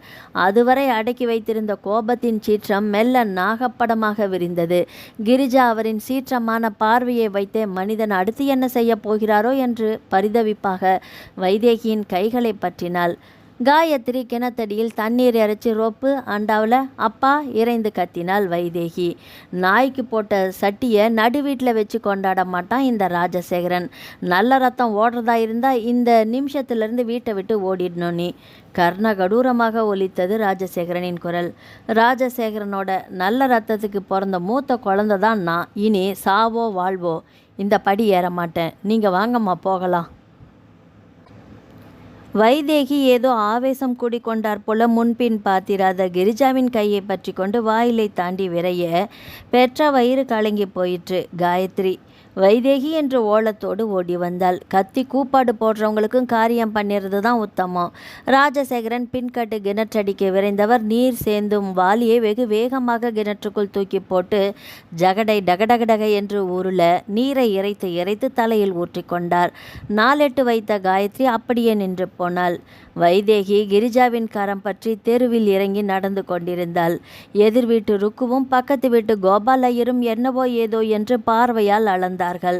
கோபாலையாருக்கு என்ன ஏது என்று அறிந்து கொள்ளாது போனால் மண்டையே வெடித்துவிடும் போல நேராக தன் வீட்டு மாடி ஏறி பின்கட்டுக்கு ஓடினார். அங்கே நின்று பார்த்தால் வைதேகியின் வீட்டு பின்கட்டும் தோட்டமும் கிணற்றடியும் பளிச்சென்று தெரியும். அவரின் கூற்று வீணாகவில்லை. அதீத எரிச்சலின் உச்சத்தில் நீரை சேந்தி சேந்தி ராஜசேகரன் தலையில் ஊற்றி கொண்டிருப்பதை பார்வையிட்ட கோபாலையருக்கு ஒன்றும் 2 என்று புள்ளி போட்டார் போல விளங்கி போயிற்று. விளங்கி கொண்டதை விமர்சிக்காது போனால் தலை தெரித்துவிடும் என்கின்ற ரீதியில் கோபாலையர் ஈரலை தொண்டை அவசரமாக கொடியிலிருந்து உருவி மார்பில் போர்த்தி கொண்டு டீக்கடை பெஞ்சை நோக்கி நடந்தார். எதிரே ராஜசேகர முதலியாருக்கு மிக வேண்டப்பட்ட ஒரு காலத்திய சிநேகிதனாக தற்காலத்திய பகைவனாக சந்திரன் நடந்து வர கோபாலையருக்கு லட்சுமி வெடி வெடித்த குசி. என்ன சந்திரா, அதுவும் காலங்காத்தால் கிளம்பிட்டீர்? வெகு ஜோரா? ஏதேனும் விசேஷமா? வழியே சென்று தூண்டில் போட்டார். விசேஷம் என்ன பெருசாக வாழுது ஐயரே? எல்லாம் வழக்கம் போல தான். மார்னிங் வாக்கிங் கிளம்புனேன். வழக்கமாக போகிற ரூட்டை நம்ம ஜானி திசை திருப்பிட்டான். சந்திரன் சொல்ல தன் நெருப்பை காட்டிக்கொள்ளும் முகமாக ஜானி வல் வல் என்று மென்மையாக குறைத்து வாளை ஆட்டிற்று. திசை திரும்பினதும் சௌகரியம்தான். ஒரு முக்கியமான சங்கதி. ராஜசேகரனுக்கு இது கொடுங்காலங்கிறேன். சரி ஐயரே, நீர் சொல்ல வந்ததை முதல்ல சொல்லு. அட கரெக்டாக சொல்லிட்ட சந்திரா. கெடுங்காலம் என்ன, சனி உச்சத்துக்கு நர்த்தனம் ஆடுறான். திருநள்ளாறு சேத்திராடனம் பண்ணிகிட்ருக்கான். பின்கட்டில் தெரியுமா சேதி? அட விளங்குறாப்பில் சொல்லும் ஐயரே. பக்கத்து வீட்டு மனுஷா வாங்கணும், நடந்துட்டு போய் சூடாக ஒரு டீ சாப்பிட்டுட்டு செலவு என்னதாச்சு? விஷயத்தை கேள்விப்பட்ட விருந்தே வச்சு ஜமாச்சிடுவேன். கோபாலையர் நம்மட்டு சிரிப்பு சிரித்தார். நம்மட்டு சிரிப்பு போதும், சொல்ல வந்ததை முதல்ல சொல்லும். சேகரனோட மூத்த பொண்ணுக்கு எங்கேயோ லிங்க் ஆயிடுச்சு போல. நேற்று ரசாபாசமாக கூச்சல் நட்ட நெடு நிசியில் காலம்புற ஒரு அம்மா வந்தா, என்ன கரும கன்றாவி கூத்தோ, பொண்ணை தள்ளி கதவடைச்சிட்டு பின்கட்டு கிணத்துல ஜலம் அள்ளி அள்ளி இறச்சி ஊற்றின்னு இருக்கிறான். காயத்ரி தான் அழுந்துட்டு இருந்தா போல. கோபால் ஐயர் விழி விரிய விலக்கி கொண்டிருக்க சந்திரனுக்கு அரைக்குள்ள அல்வாவை ஒரே வாயில் ருசித்தார் போல ஆகிவிட்டது. பேஸ் ஐயரே, வாழ்நாளில் உருப்படியாக ஒரு காரியத்தை இன்னைக்கு தான் நீர் செஞ்சிருக்கிறீர். நாயர், நம்ம கோபால் ஐயருக்கு சூப்பராக ஸ்பெஷல்ட்டி ஒன்று போடுங்க. டீ கடை பெஞ்சை ஒட்டி நின்ற குசியில் குரல் கொடுத்தார் சந்திரன். என்ன ஓய், வெறும் நாயர் கடை சாயாவோட முடிச்சிடுவியோ? சாயா என்ன, சம்பிரதாய அரங்கேற்றத்தை அமோகமாக ஜமாச்சிடலாம். 6 அமர டீயை குடியும். எனக்கு தலைக்கு மேலே 1000 வேலை கிடக்குது. சந்திரன் தன் செல்ல வளர்ப்பு பிராணி ஜானி சகிதமாக நடையை சற்று விரைவாக எட்டி போட்டார். மண்டை வெடித்துவிடும் சந்திரனுக்கு இந்த செய்தியை பங்கு போடாது போனால். சந்திரன் குயுக்தி புக்தி விக்னேஸ்வரனது வீட்டு தொலைபேசி எண்ணை தேடிற்று. ராஜசேகரனின் ஜாதகத்தில் சனியின் ஆதிக்க காலம் போல சந்திரன் தேடினமே தொலைபேசி எண் கிடைத்துவிட்டது. செய்தியை தன் கற்பனா சக்திக்கு உகந்தவாறு கச்சிதமாக சொல்லி முடித்து தொலைபேசியை வைத்தார். சந்திரா, ராஜசேகரன் அலறதை கண் கொண்டு பார்க்கணுண்டா. முதல்ல குளிச்சு சூப்பராக ஜம்முன்னு கிளம்புடா கண்ணா. நிலை கண்ணாடியின் முன் நின்று தனக்கு தானே சிலாகித்து மீசை வருடி துள்ளாத குறையாக பாத்ரூமை நோக்கி நடந்தார். சந்திரன் கொளுத்தி போட்ட சரவெடி அடுத்த அரை மணி நேரத்தில் பேரிடியாக ராஜசேகரனின் வீட்டு வாயிலில் வந்து நின்றுற்று. என்ன ராஜசேகர முதலியார்வாள், வீட்டில் தான் இருக்கிறீரா, இல்லை தேசாந்தரம் கிளம்பிட்டீரா என்றவாறே விக்னேஸ்வரனின் அப்பா சக்திவேல் படியேறினார். தொடர்ந்தாற் போல காளி அவதாரமாக மரகதவல்லி. காயத்ரி அவர்களின் வருகையை கண்ணுற்று அலமலந்து போனால் பேச்சே எழவில்லை. குளித்து ஈரலை துண்டோடு தோட்டத்து பின்கட்டில் அமர்ந்திருந்த ராஜசேகர முதலியார் இற்றுப்போன முகத்தோடு வந்தார். என்னங்க? காயத்ரி ஓடி வந்து தொட்டாள். நல்லா இருக்கு முதலியாரே கூத்து. மெய்யோ பொய்யோன்னு படியேறின மெய்தானே அச்சானியமாக தலைமொழிகிட்டு உட்காந்துருக்கிறீரோ? நல்ல ஓடுகாலி பொண்ணை பெற்று வச்சிங்க, எங்கள் காசும் குடியும் சீரழியறதுக்குன்னு. நல்ல வேலை, நாங்கள் கும்பிட்ட குலதெய்வம் நல்ல தெய்வமாக இருக்க தொட்டு வாழ்க்கைப்பட்டு படியேறி வந்துட்டு எங்கள் குடும்ப மானத்தை காத்தோட காத்தா பறக்க விட்டுட்டு ஓடி இருந்தால்னா எங்கள் கௌரவமில்லை சந்தி சிரிச்சிருக்கோம். ஆனால் நான் சும்மா விட்டுட மாட்டேன். சம்பந்தம் பேசி 4 நட்சத்திரம் குறித்து எங்கள் ஜாதி சனம் சொந்த பந்தத்துக்கு எல்லாம் கல்யாண பத்திரிக்கை கொடுத்து அதன் பின்னாடி இப்படி ஒரு கரும கன்றாவியை உங்கள் பொண்ணு அரங்கேற்றிட்டு போனதுக்கு கோர்ட்டில் கேஸ் போட்டு நஷ்ட ஈடு கிளைம் பண்ணாமல் விட போகிறதில்ல. ஆமாம் ஐயா, என் பொண்ணு கெட்டு சீரழிஞ்சு வந்து நின்று எவனோ ஒருத்தனோட வாழ்க்கை நடத்த ஓடி போயிட்டாதான். தெருவில் நின்று உறக்க கத்தும், இல்லை தண்டோரா போடும். அப்படியும் ஆத்திரம் ஆவேசம் தீரலன்னா தெருவாக போஸ்டர் அடித்து ஒட்டும். முடிஞ்சா சேரு சகதி சாணின்னு அடித்து தூத்தி வாரி விடும். நான் வேணான்கள. என் பொண்ணு வைதேகி செத்து போயிட்டான்னு தலை மொழிகிட்டேன். செத்த பொணத்துக்கு ஜாதகம் பார்க்குற கோமாளி இல்லை இந்த ராஜசேகரன். முடிஞ்சதை செய்யும். தம்பிடி பேராது. இடத்த காலி பண்ணு. இன்னும் 3 பொண்ணுங்க பெற்று வச்சிருக்கிற தகப்ப மாதிரியா நீ பேசுகிற? இன்னும் 3 பொண்ணுங்களும் எவனை வேணா இழுத்துட்டு ஓடட்டும். அதுங்க தலையெழுத்து. எங்கள் குடும்பமான ஊர் சிரிக்கிற கூத்தா அரங்கேறட்டும். முதல்ல இடத்த காலி பண்ணுங்க. முதலியார்வாள், என்ன என் குடும்ப வயிற்றெரிச்சலை கொட்டிக்கிட்டதுக்கு நல்லாவே இருக்க மாட்டீங்க நீங்கள். தெய்வம் நின்று கொள்ளுமையா, நின்று கொள்ளும். கொல்ற குலதெய்வம் கோவில் முன்ன நின்று கை நிறைய மண்ணள்ளி விட்டுட்டு போயா நான் வேணாங்கள. சி, ரோசங்கட்ட மனுஷன் இப்படியா ஒருத்தன் இருப்பான்? இன்றைக்கி தான் பார்க்குறேன் கண்ணால். இதோ நல்ல ரத்தம் ஓடுற மனுஷனாக இருந்தால் 4 முளை கைத்தில் இல்லை 1 முளை விஷத்துலையாவது நாண்டுக்கிட்டு போய் சேர்த்துருப்பானே. மானங்கெட்ட குடும்பத்துக்கு சம்மந்தம் பண்ண வந்ததுக்கு எங்கள் புத்தியை ஜோட்டால் அடிச்சுக்கணும். கர்மம். மரகதவல்லி தன் பங்கிற்கு வார்த்தைகளை அள்ளி தெளித்து விட்டு வந்த வழியில் கணவரோடு படியிறங்கி போனாள். ராஜசேகரன் தாங்க மாட்டாதவராக ஓடி சென்று சமையல் கட்டிலிருந்த மண்ணெண்ணெய் டின்னை தூக்கி மொத்தமாக தலை கவிய ஊற்றி கொண்டார். ஐயோ, என்ன காரியம் பண்ண பார்த்தீங்க? காயத்ரி ஓடி வந்து தடுத்து இழுத்து நிறுத்தினாள். ராஜசேகரா, நீ என் பிள்ளை தானான்னு எனக்கே சந்தேகமாக இருக்குதுடா. ஊழ்வினை உறுத்து வந்து ஆட்டும்னு படித்தவன் தானடா நீ. நான் சொல்லி கொடுத்து இது ஏதோ கர்ம பலன்னு மனசை திடப்படுத்திக்கோப்பா. எது நடந்தாலும் அது காலத்தின் கட்டளை. நாம் கருவிகள்ங்கிறது நினப்பு மனசில் இருக்கட்டும். தற்கொலைங்கிறது கோழைத்தனம் மட்டுமில்ல, சகிச்சிக்கிற வீரம் இல்லைன்றதையும் காட்டுறது. என்ன நடந்ததுன்னு வைதேகியும் பேச விடலை, வந்தவனையும் பேச விடலை. ஆத்திரத்தில் அறிவிழுந்து ஏதேதோ நடந்து போயிடுச்சு. பிரச்சனையை அதன் போக்கிலேயே விட்டுறது தான் அமைதிக்கு வழிவகுக்கும். பொறுமையாயிருப்பா. சிவகாமி கண்ணீர் பொங்கி வழியும் கண்களோடு மகனை ஆற தழுவி கொண்டு கதறினாள். தாயின் நேசமும் கண்ணீரும் அவரை அசைத்து பார்த்தது. மனதின் உக்கிரம் தணிந்து ஆற்றாமையால் கண்ணீர் பெருக்கெடுத்தது. 54 வயது ராஜசேகர முதலியார் சின்னஞ்சிறுவன் போன்று கண்ணீர் விட்டு அழுதார் தாயை பற்றி கொண்டு. காயத்ரி சமாதானமானால். வைஜெயந்தி பேய் அறைந்தார் போல நின்றாள். ஆனால் திடீரென்று 2 நாளில் இல்லை எண்ணி 26 மணி நேர துளிகளில் தன் லட்சியம், கனவு, வாழ்க்கை எல்லாமே திசை மாறி போய் முன்பின் அறிந்திராத, முகம் தெரிந்திராத நபரின் வீட்டில் மருமகளாக அடியெடுத்து வைத்திருந்த தன் நிலையை எண்ணி குழம்பி போனவளாக திக்பிரமை பிடித்து அமர்ந்திருந்தாள் வைதேகி. அம்மா, நீங்கள் சொல்கிறது எனக்கு சரின்னு படலை. நான் தப்பு பண்ணினந்தான், இல்லைன்னு சொல்லலை. அதுக்காக நீங்கள் இப்படி ஒரு தண்டனையை எனக்கு தர வேண்டாம் ப்ளீஸ். ரகுராமன் கெஞ்சாத குறையாக பேசினான். தப்பு தான், மகா தப்பு தான். தெரிஞ்சு செய்கிற தப்புக்கு மன்னிப்பு உண்டு. திட்டமிட்டு செய்கிற குற்றத்துக்கு மன்னிப்பே கிடையாது. அதுக்கு தண்டனையை அனுபவிக்கணும். உன்னால் ஒரு பொண்ணு மானம் போனது. அந்த பொண்ணை பெற்ற குடும்பத்தோட நிலைமையை கொஞ்சமாவது நினச்சி பார்த்தியா? அறவழியில் உன் காதலை போராடி ஜெயிச்சிருந்தா நான் அச்சதை போட்டு வரவேற்றிருப்பேன். நீ பண்ணினது அடாத காரியத்துக்கு உன் மனசால நீயா உணர்ந்து என்னைக்கு இந்த வீட்டு படியேறி வர்றையோ அன்னைக்கு இடம் உண்டு இந்த வீட்டில். நீ போகலாம். அம்மா, நீங்களே இப்படி சொன்னீங்கன்னா நான் எங்கே போவேன்? என்ன கேட்டால் திட்டம் போட்ட ஒரு பாவமும் மரியாதை இந்த சின்ன பொண்ணோட வாழ்க்கையில் விளையாடுனேன். அம்மா, நான் செஞ்சது தப்பு தான். வைதேகி காலில் விழுந்து வேணா மன்னிப்பு கேட்குறேன். முடியாது, நீ கிளம்பு. இனி இந்த வீட்டில் உனக்கு இடமில்லை. நான் மனசு வெறுத்து தற்கொலை பண்ணிக்கிட்டேன்ற செய்தி வரும். அப்புறமா வருத்தப்படுவீங்களா? அப்புறமா என்னடா, இப்போவே நீ செத்த பொணந்தான். என் கண்ணு முன்னாலேயே நிற்காத, போ வெளியில். கிரிஜா போட்ட கூச்சலினால் ரகுராமன் மிரண்டே போனான்.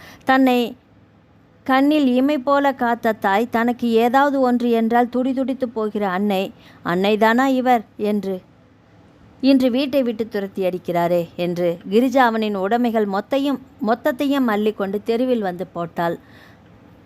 இதுக்கு மேலே நீ இங்கே நின்னா நான் உன் கண்ணு முன்னாடியே தீ வச்சு கொளுத்திக்குவேன். என் மனசு எரியறத போல உடம்பும் எரியறத நீ பார்க்கணுன்னா நில்லு. கிரிஜா ஆவேசமாக கூச்சலிட ரகுராமன் தன் உடைமைகளை பெரிய சூட்கேஸினுள் ஒட்டுமொத்தமாக அள்ளி திணித்து கொண்டு இடத்தை விட்டு அகன்றான். கிரிஜா கதவை தாளிட்டு விட்டு நேராக வைதேகியிடம் வந்தாள். அம்மாடி, என் மகன் பண்ணின காரியத்துக்கு உன் காலில் விழுந்து மன்னிப்பு கேட்குறம்மா, மன்னிச்சிடுமா கண்ணு. மிரள விழித்தபடி அமர்ந்திருந்த வைதேகியின் கால்களில் விழுந்தாள் கிரிஜா. விழிகளில் சரமாக நீர் முத்துக்கள் திரண்டு வழிந்தது. ஐயோ அம்மா, என்ன காரியம் பண்ணுறீங்க? நீங்கள் ஏன் என் காலில் விழணும்? எழுந்திரிங்க முதல்ல.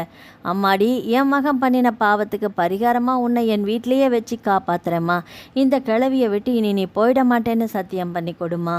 அம்மா, நான் எங்கே போவேன்? 2 நாளில் என் வாழ்க்கை திசை மாதிரி போயிடுச்சு. எனக்கே ஒன்றும் புரியல, கலக்கமாக இருக்கேன். அம்மாடி, இனிமே இதுதான் உன் வீடு. உன்னுடைய தேவைகள் என்னவோ அதை உன் மனம் போல சுதந்திரமாக செய். மேலே படிக்கிறியா படி, இல்லை வேலைக்கு போறியா, பிரியம் இருக்கா செய். நான் செய்து தர காத்திருக்கிறேன். மனசை தளர விடாத தாயி. ஆசைப்பட்டு அடையணும்னு அடாத செயலில் இறங்கிட்டான் என் புள்ள. ஆனாலும் நீ என் மருமகள் தான். இந்த வீட்டு குலவிளக்கு நீ எப்பவும் சந்தோஷமாக இருக்கணுமா? எனக்கும் பெண் குழந்தைகள் இருக்கு. உன்னையும் என் பொண்ணாவே தான் பாவிச்சு பேசுகிறேன் தாயி. புரிஞ்சு நடந்துக்கோமா. கிரிஜா மருமகளின் கையை பற்றி கொண்டு கரைய அழுதாள். அந்த அம்மாளின் கண்ணீரும் பரிவும் வார்த்தைகளில் மெலிந்த நேசமும் தன் மகனின் செயலுக்காக முன்வந்து பொறுப்பேற்று கொண்ட உயர்ந்த பண்பும் வைதேகியை வெகுவாக நிகழ வைத்தது. எண்ணி 2 நாளில் அந்த குடும்பத்தின் பிரஜையாக மாறிப்போனாள். பிறந்தகம் என்ற சொல்லே மறந்து போயிருந்தாள். கிரிஜாவின் ஊக்குவிப்பால் தன்னுடைய கல்வி திறனை விஸ்தரித்து கொள்ள அஞ்சல் வழி கல்வி சேர்ந்தாள். சுதந்திரமான தடைகளற்ற மனசறிந்த வாழ்வு அவளை ஜெயிக்க வைத்தது. கிரிஜாவின் வீட்டில் அடியெடுத்து வைத்த 3 வருடங்களில் அவளுக்கு நல்ல உத்தியோகமும் வாய்த்துவிட வாழ்க்கை அவளுக்கு தைரியமான சாலையில் கைப்பிடித்து அழைத்து சென்றது. ரகுராமனிடமிருந்து இடையில் 2 கடிதம் வந்தது. மும்பையில் ஏதோ கம்பெனியில் வேலையில் இருப்பதாகவும், மன்னித்து ஏற்றுக்கொண்டால் வந்து சந்தித்து தாயையும் மனைவியையும் உடன் அழைத்து சென்று வைத்து கொள்வதாகவும் எழுதியிருந்தான். கிரிஜா பேசவே இல்லை. கடிதத்தை சுக்கலாக கிழித்து குப்பையில் போட்டாள். அடுத்த 6வது மாதம் மும்பையிலிருந்து வந்த தந்தி கிரிஜாவை உரைய செய்துவிட்டது. தான் ஆடாட்டாலும் சதையாடுமில்ல, பெத்த பிள்ளை ஆயிற்று, சகலமும் ஆடிற்று. இனி எந்த ஜென்மத்திலும் அவனை கண் கொண்டு தான் காண இயலாது என்கின்ற ஆற்றாமை அவளை படுக்கையில் தள்ளிற்று. தன்னை நேசித்த பாவத்திற்காகவே வீட்டை விட்டு விரட்டப்பட்ட ரகுராமனின் மீது தன்னை அறியாது முதலாக இரக்கம் சுரந்தது வைதேகியின் நெஞ்சில். அவனது இறப்பு செய்தியை கேள்வியுற்று. கிரிஜாவுக்கு இனி தான் சகலமும். தன்னை தாய்க்கும் ஒரு படி மேலாக நின்று காக்கும் பெண்மணிக்கு தான் செய்யும் கைமாறு அவளின் மனம் கோணாமல் நடந்து கொள்வது என்று தீர்மானித்தாள். அன்று முதல் கிரிஜாவை வெகு அக்கறையோடு கவனித்து கொண்டாள். இறந்து போனதாக அறிவிக்கப்பட்ட ரகுராமன் உயிரோடு இருக்கிறான் என்றால் நம்புவதா வேண்டாமா? இந்த சிந்தனை குழப்பங்கள் அவளை இறந்த கால சாகரத்தில் தள்ளி வலை பின்னல்களாக மனதில் சிக்கல்களை பின்னியதுதான் மிச்சமாயிற்றே தவிர விடை கிடைக்கவில்லை. நினைவுகளில் பின்னோக்கின ஒரு புலி ஆட்டத்தின் விடியற்காலை தருவாயில்தான் வைதேகி ஆழ்ந்து உறங்கி போனாள். கிரிஜா எழுந்தவள் வைதேகியின் உறக்கத்தை கலைக்க விருப்பமில்லாதவளாக இன்னும் நன்கு உறங்கட்டும் என்ற அன்புணர்வில் ஜன்னலின் திரைச்சீலைகளை நன்கு இழுத்துவிட்டு கதவை சாத்தி கொண்டு வெளியில் வந்தாள். நேற்றைய மழை இரவின் ஈரப்பதத்தினை குளுமையாக காற்று மென்மையாக நாசி தொட்டு வருடி விளிம்பி நழுவி சென்றது. முற்றத்தில் கிடக்கும் ஜாதி மல்லிகை கொடியின் சருகுகளை துப்புரவாக பெருக்குவதில் முனைந்து போனாள். எதிர்த்த கோவிலின் ஸ்பீக்கர் அன்று நான் பிறந்ததில் என்ற திருச்சந்த விருத்தத்தை பைரவி ராகத்தில் ஒளிபரப்பிக் கொண்டிருந்தது. காலை பொழுதின் தெய்வீகத்தை மேன்மைப்படுத்துவதாக. தொலைபேசி குழந்தை என்னை கவனியன் கிரிஜா என்பது போல சினிங்கிற்று. துடப்பத்தை இடது பக்கவாட்டில் இருந்த தூணில் சரித்த வாக்கில் வைத்துவிட்டு தொலைபேசியை நோக்கி நடந்தாள். ஹலோ, குட் மார்னிங் ஆண்டி, நான் சூர்யா பேசுகிறேன். குட் மார்னிங்ப்பா. என்ன திடீர்னு ஃபோனில், அதுவும் காலையில்? வைதேகி இன்னும் எழுந்திருக்கலையே? அட பரவாயில்லையே, நல்லா நினைவு வச்சுருக்கீங்களே என்ன. எங்கே யார்டா நீ ராஸ்கல், ஃபோனை வெயிடா கீழேன்னு திட்டிடுவீங்களோன்னு நினச்சேன். Anyway thanks aunty. கிரிஜா சிரித்தாள். ஒரு நாள் பார்த்த முகமானாலும் கேட்ட குரலானாலும் எனக்கு நல்லா நினைவில் இருக்கும்பா. ஒரு முக்கியமான விஷயம் பேசணும் ஆண்டி. வைதேகி கிட்டேயா இல்லை என்கிட்டயா? வைதேகி பாவம், டிஸ்டர்ப் பண்ண வேண்டாம் ஆண்டி, உங்ககிட்ட தான் நான் பேசணும். என்கிட்ட பேசுகிற அளவுக்கு அப்படி என்னப்பா முக்கியமான விஷயம் சூர்யா? கிரிஜா வியப்பில் விழி உயர்த்தினாள். என் வருங்கால மாமியார் அம்மா கிட்ட சம்மதம் கேட்டுக்கிட்டு தானே எங்கள் வீட்டிலேருந்து அம்மா அப்பாவை முறைப்படி பெண் கேட்டு அழைச்சிட்டு வரணும்.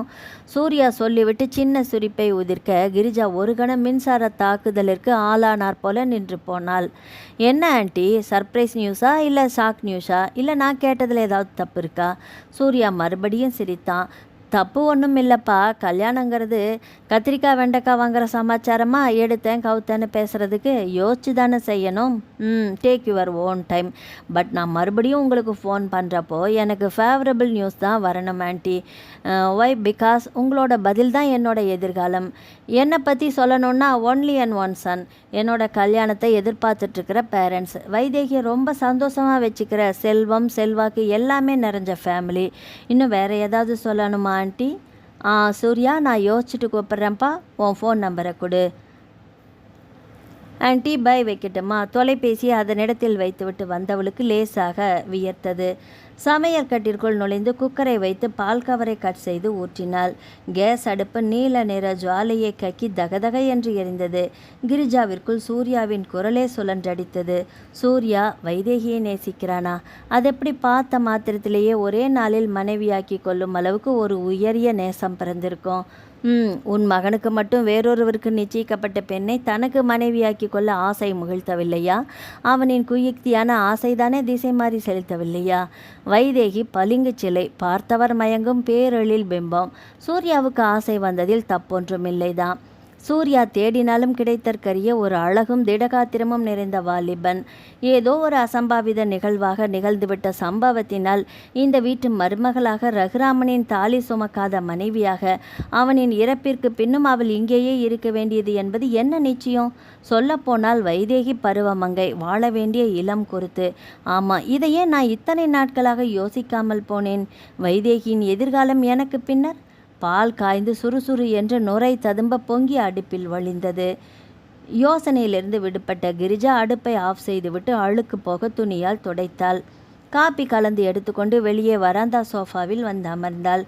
காப்பியை மிடராக விழுங்கினவாறே சிந்தனை ஓடிற்று. மீண்டோ சூர்யாவுக்கு வைதேகினை பற்றிய விவரம் தெரிந்தால் மணக்க சம்மதிப்பானா?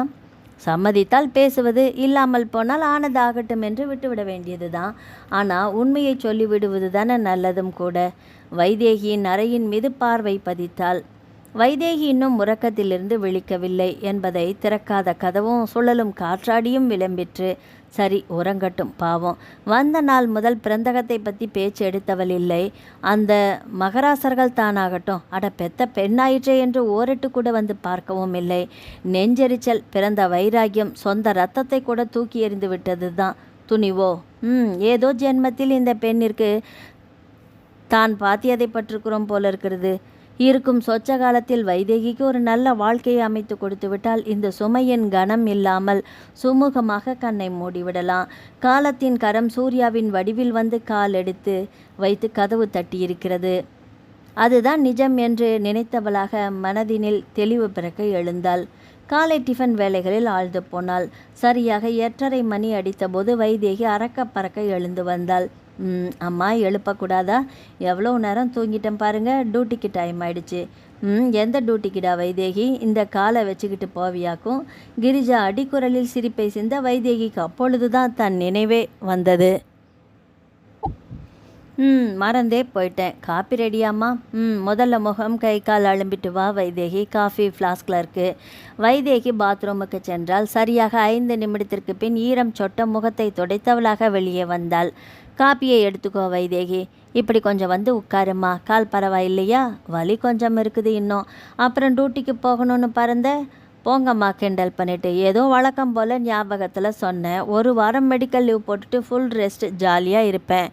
வைதேகி குழந்தைத்தனமாக சிரித்தாள். எப்படி கால நொண்டிக்கிட்டா? பதிலுக்கு கிரிஜாவும் கிண்டல் அடித்து சிரித்தாள்.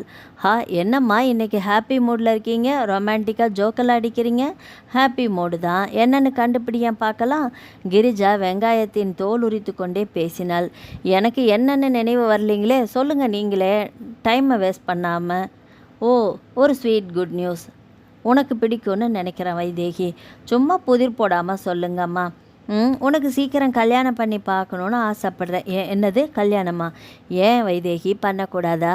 என்னம்மா காலையிலேயே உங்களுக்கு என்னாச்சு? மாமியார் மருமகளுக்கு மாப்பிள்ளை பார்த்து கல்யாணமா? வெளியில் சொன்னால் கேட்குறவங்க சிரிப்பாங்க. எனக்கு நீ சிரிக்கணும் வைதேகி, அதுதான் வேணும். ஏம்மா இந்த சுதந்திர சந்தோஷம் எனக்கு போதாதுன்னு தான் நான் சொன்னேன்னா? என் பிறந்த வீட்டில் இருந்திருந்தா கூட நான் இத்தனை தூரம் சுதந்திரமாக மனநிறைவாக இருந்திருப்பேனான்னு சொல்ல முடியாதும்மா. ஆனால் மகிழ்ச்சியாக இருக்கணும் இல்லைம்மா, சொன்னால் புரிஞ்சுக்கணும். உன் வயசு ஒத்த பெண்கள் கணவனும் மனைவியுமா குழந்தைகள் குட்டிகள்னு மகிழ்ச்சியாக வாழற மாதிரி நீயும் வாழணுமா? என்னதான் நீ சுதந்திர சந்தோஷம் மனநிறைவுன்னு சொன்னாலுமே உன் மன உணர்வுகள் என்னன்னு புரிஞ்சுக்க முடியாதவள் இல்லை நானும். நான் உன் வயசை தாண்டித்தானே வந்திருக்கேன். சரி மாப்பிள்ளை பார்த்துட்டிங்களாம்மா? அப்படி வலிக்கு வாடினா ஏ ராஜாத்தி. மாப்பிள்ளை காலையிலேயே ஃபோன் பண்ணிட்டாரே. எனது மாப்பிள்ளை ஃபோன் பண்ணினாரா? மாப்பிள்ளை உனக்கும் தெரியும், உன்னை ரொம்ப பிடிச்சிருக்கான். உன் சம்மதத்தை சொன்னதும் அவரோட அப்பா அம்மாவை கூட்டிகிட்டு நேர்லேயே வந்து பேசுகிறதா சொன்னார். குழப்பாதீங்கம்மா, எனக்கு புரிகிற மாதிரி சொல்லுங்கள். மாப்பிள்ளை பேர் சூர்யா, இப்போ புரியுதா? என்னது சூர்யாவா?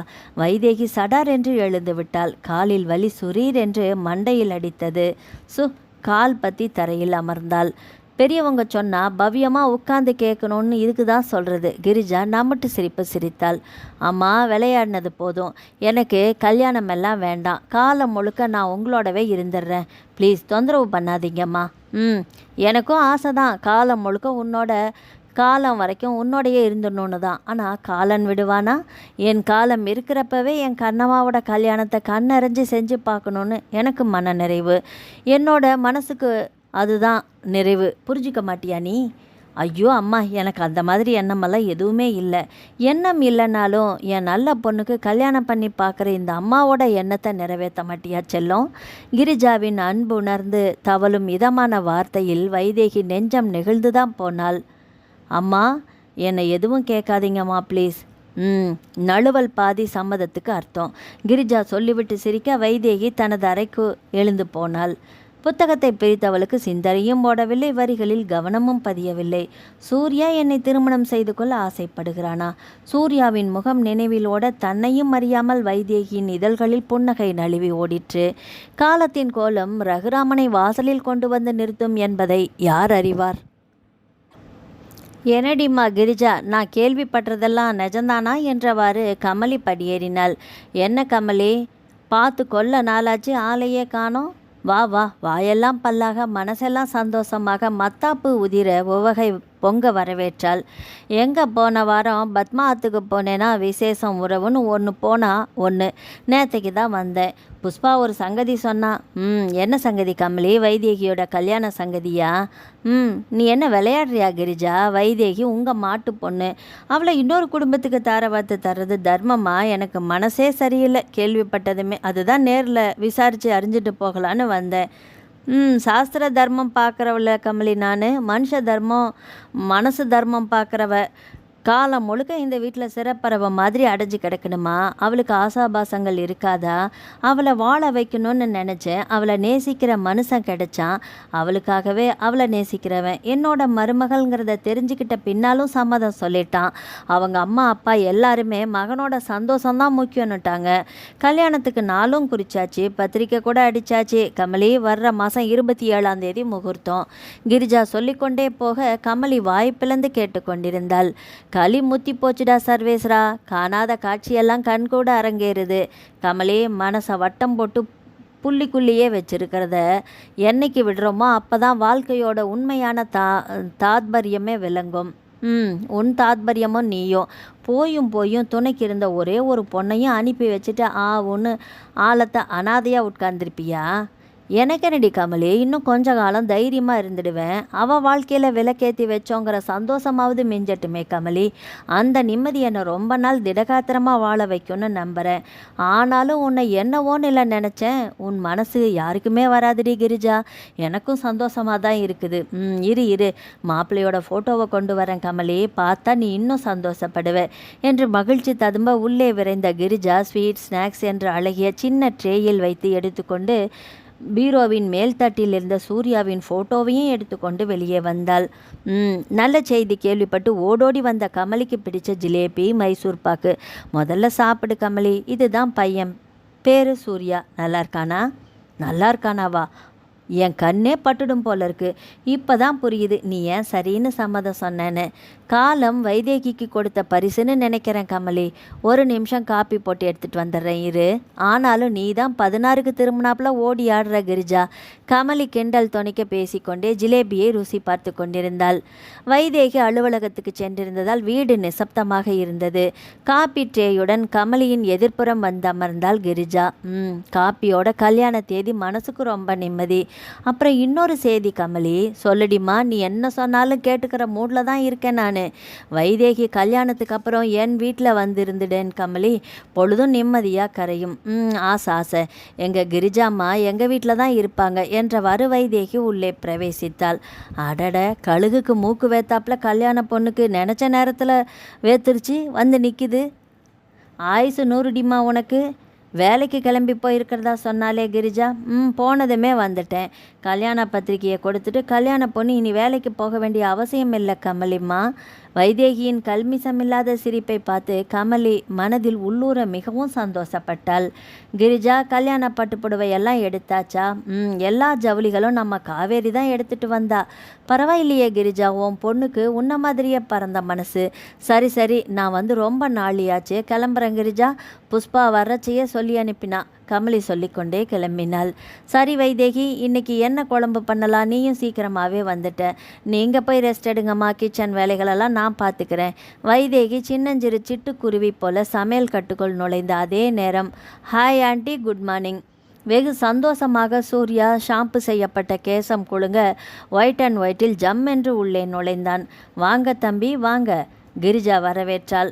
உட்காருங்க. சேரை முன்னே எடுத்து போட்டு கூடத்து சுழல் காற்றாடியே சுழல விட்டாள். சூர்யாவின் விழிகள் சுறுசுறுப்பாக வைதேகியின் முகம் தேடின. என்ன மாப்பிள்ளை சார், பொண்ணை பார்க்காம இருக்க முடியலையோ?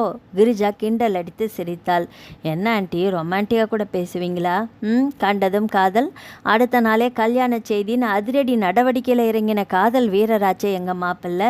சூர்யா கலகலை என்று சிரிப்பை உதிர்த்த நொடியில் வைதேகி சமையல் கட்டுக்குள்ளிருந்து, அம்மா இந்த கோஸை கொஞ்சம் நறுக்கி கொடுங்களேன் என்றவாறு கோஸும் அரிவாள் மனையும் கையுமாக வெளியே வந்தவள் சூர்யாவை சற்றும் எதிர்பாராமல் விதிர்விதிர்த்து போய் கூச்சத்தில் நெளிந்தாள். 1000 வோல்ட் மின்னல் ஒரு சேர ஒன்றாக தாக்கினார் போல மனதில் மின்வெட்டுகள். வாங்க என்றால் தரையை பார்த்தவளாக. 2 ஆள் சமையலுக்கு கோஸ் நறுக்க ஓர் ஆளாக்கும். குடித்தனம் நடத்தின மாதிரி தான் நான். சூர்யா கிண்டல் துணிக்க சிரித்தான்.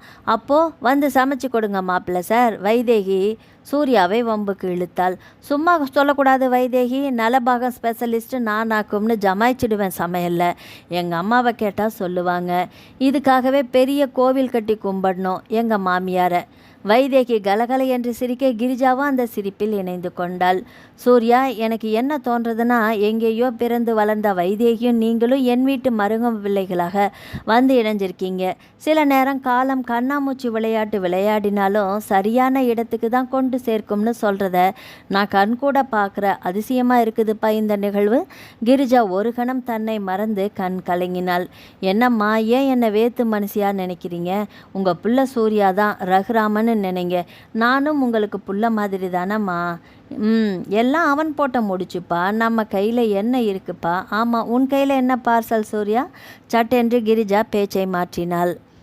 ஆன்ட்டினா ஆன்ட்டி தான். வைதேகிக்குன்னு முகூர்த்தத்துக்கு பட்டுப்புடுவா அம்மா நேரில் காட்டி பிடிச்சிருக்கான்னு கேட்டுட்டு வர சொன்னாங்களா இல்லை வைதேகியை பார்க்கணுன்னு ஒரு காரணத்தை தேடிக்கிட்டு வந்தியா? போங்க ஆன்ட்டி, வைதேகியை பார்க்கணுன்னு தான் வந்தேன், போதுமா? அப்படி வாங்க மாப்பிள்ளை வழிக்கு. சரி ஆண்டி, நான் கிளம்புறேன். இன்விடேஷன் கார்ட்ஸ் என் ஃப்ரெண்ட்ஸு சர்க்கிளுக்கு தரணும், நிறைய வேலை இருக்கு எனக்கு. சூர்யா எழுந்து கொண்டான். காப்பி சாப்பிட்லையா? வைதேகி மெல்லிய குரலில் வினவினாள்.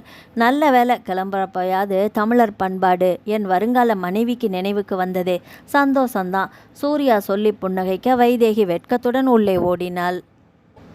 பேச்சு சுவாரஸ்யத்தில் மறந்துட்டா போல. கிரிஜா பூசி மெழுகினாள். என்ன பார்த்த மயக்கத்தில் மதி மறந்துட்டா வைதேகி. சமையல் கட்டுக்கு கேட்கும் அளவுக்கு சற்று உரத்த குரலில் சொல்லி சிரிப்பை உதிர்த்தான். அம்மா, காப்பி யாருக்கும் கிடையாதுன்னு சொல்லி அனுப்புங்க. பதிலுக்கு வைதேகி சமையல் கட்டிலிருந்து இறைந்து கத்தினாள்.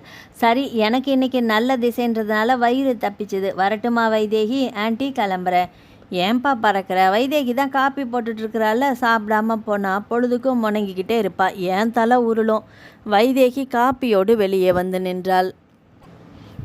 காப்பி வாசனை கமன்னு ஆளை தூக்குது ஆண்டி. ஆஃப்டர் மேரேஜ் வைதேகி காப்பி ரெஸ்டாரண்ட்டுன்னு ஒன்று ஆரம்பிச்சிட்டா போதும் போல் சிரிப்பை உதிர்த்தவாறே காப்பியை பறிக்க முடித்துவிட்டு விடை பெற்று கிளம்பினான்.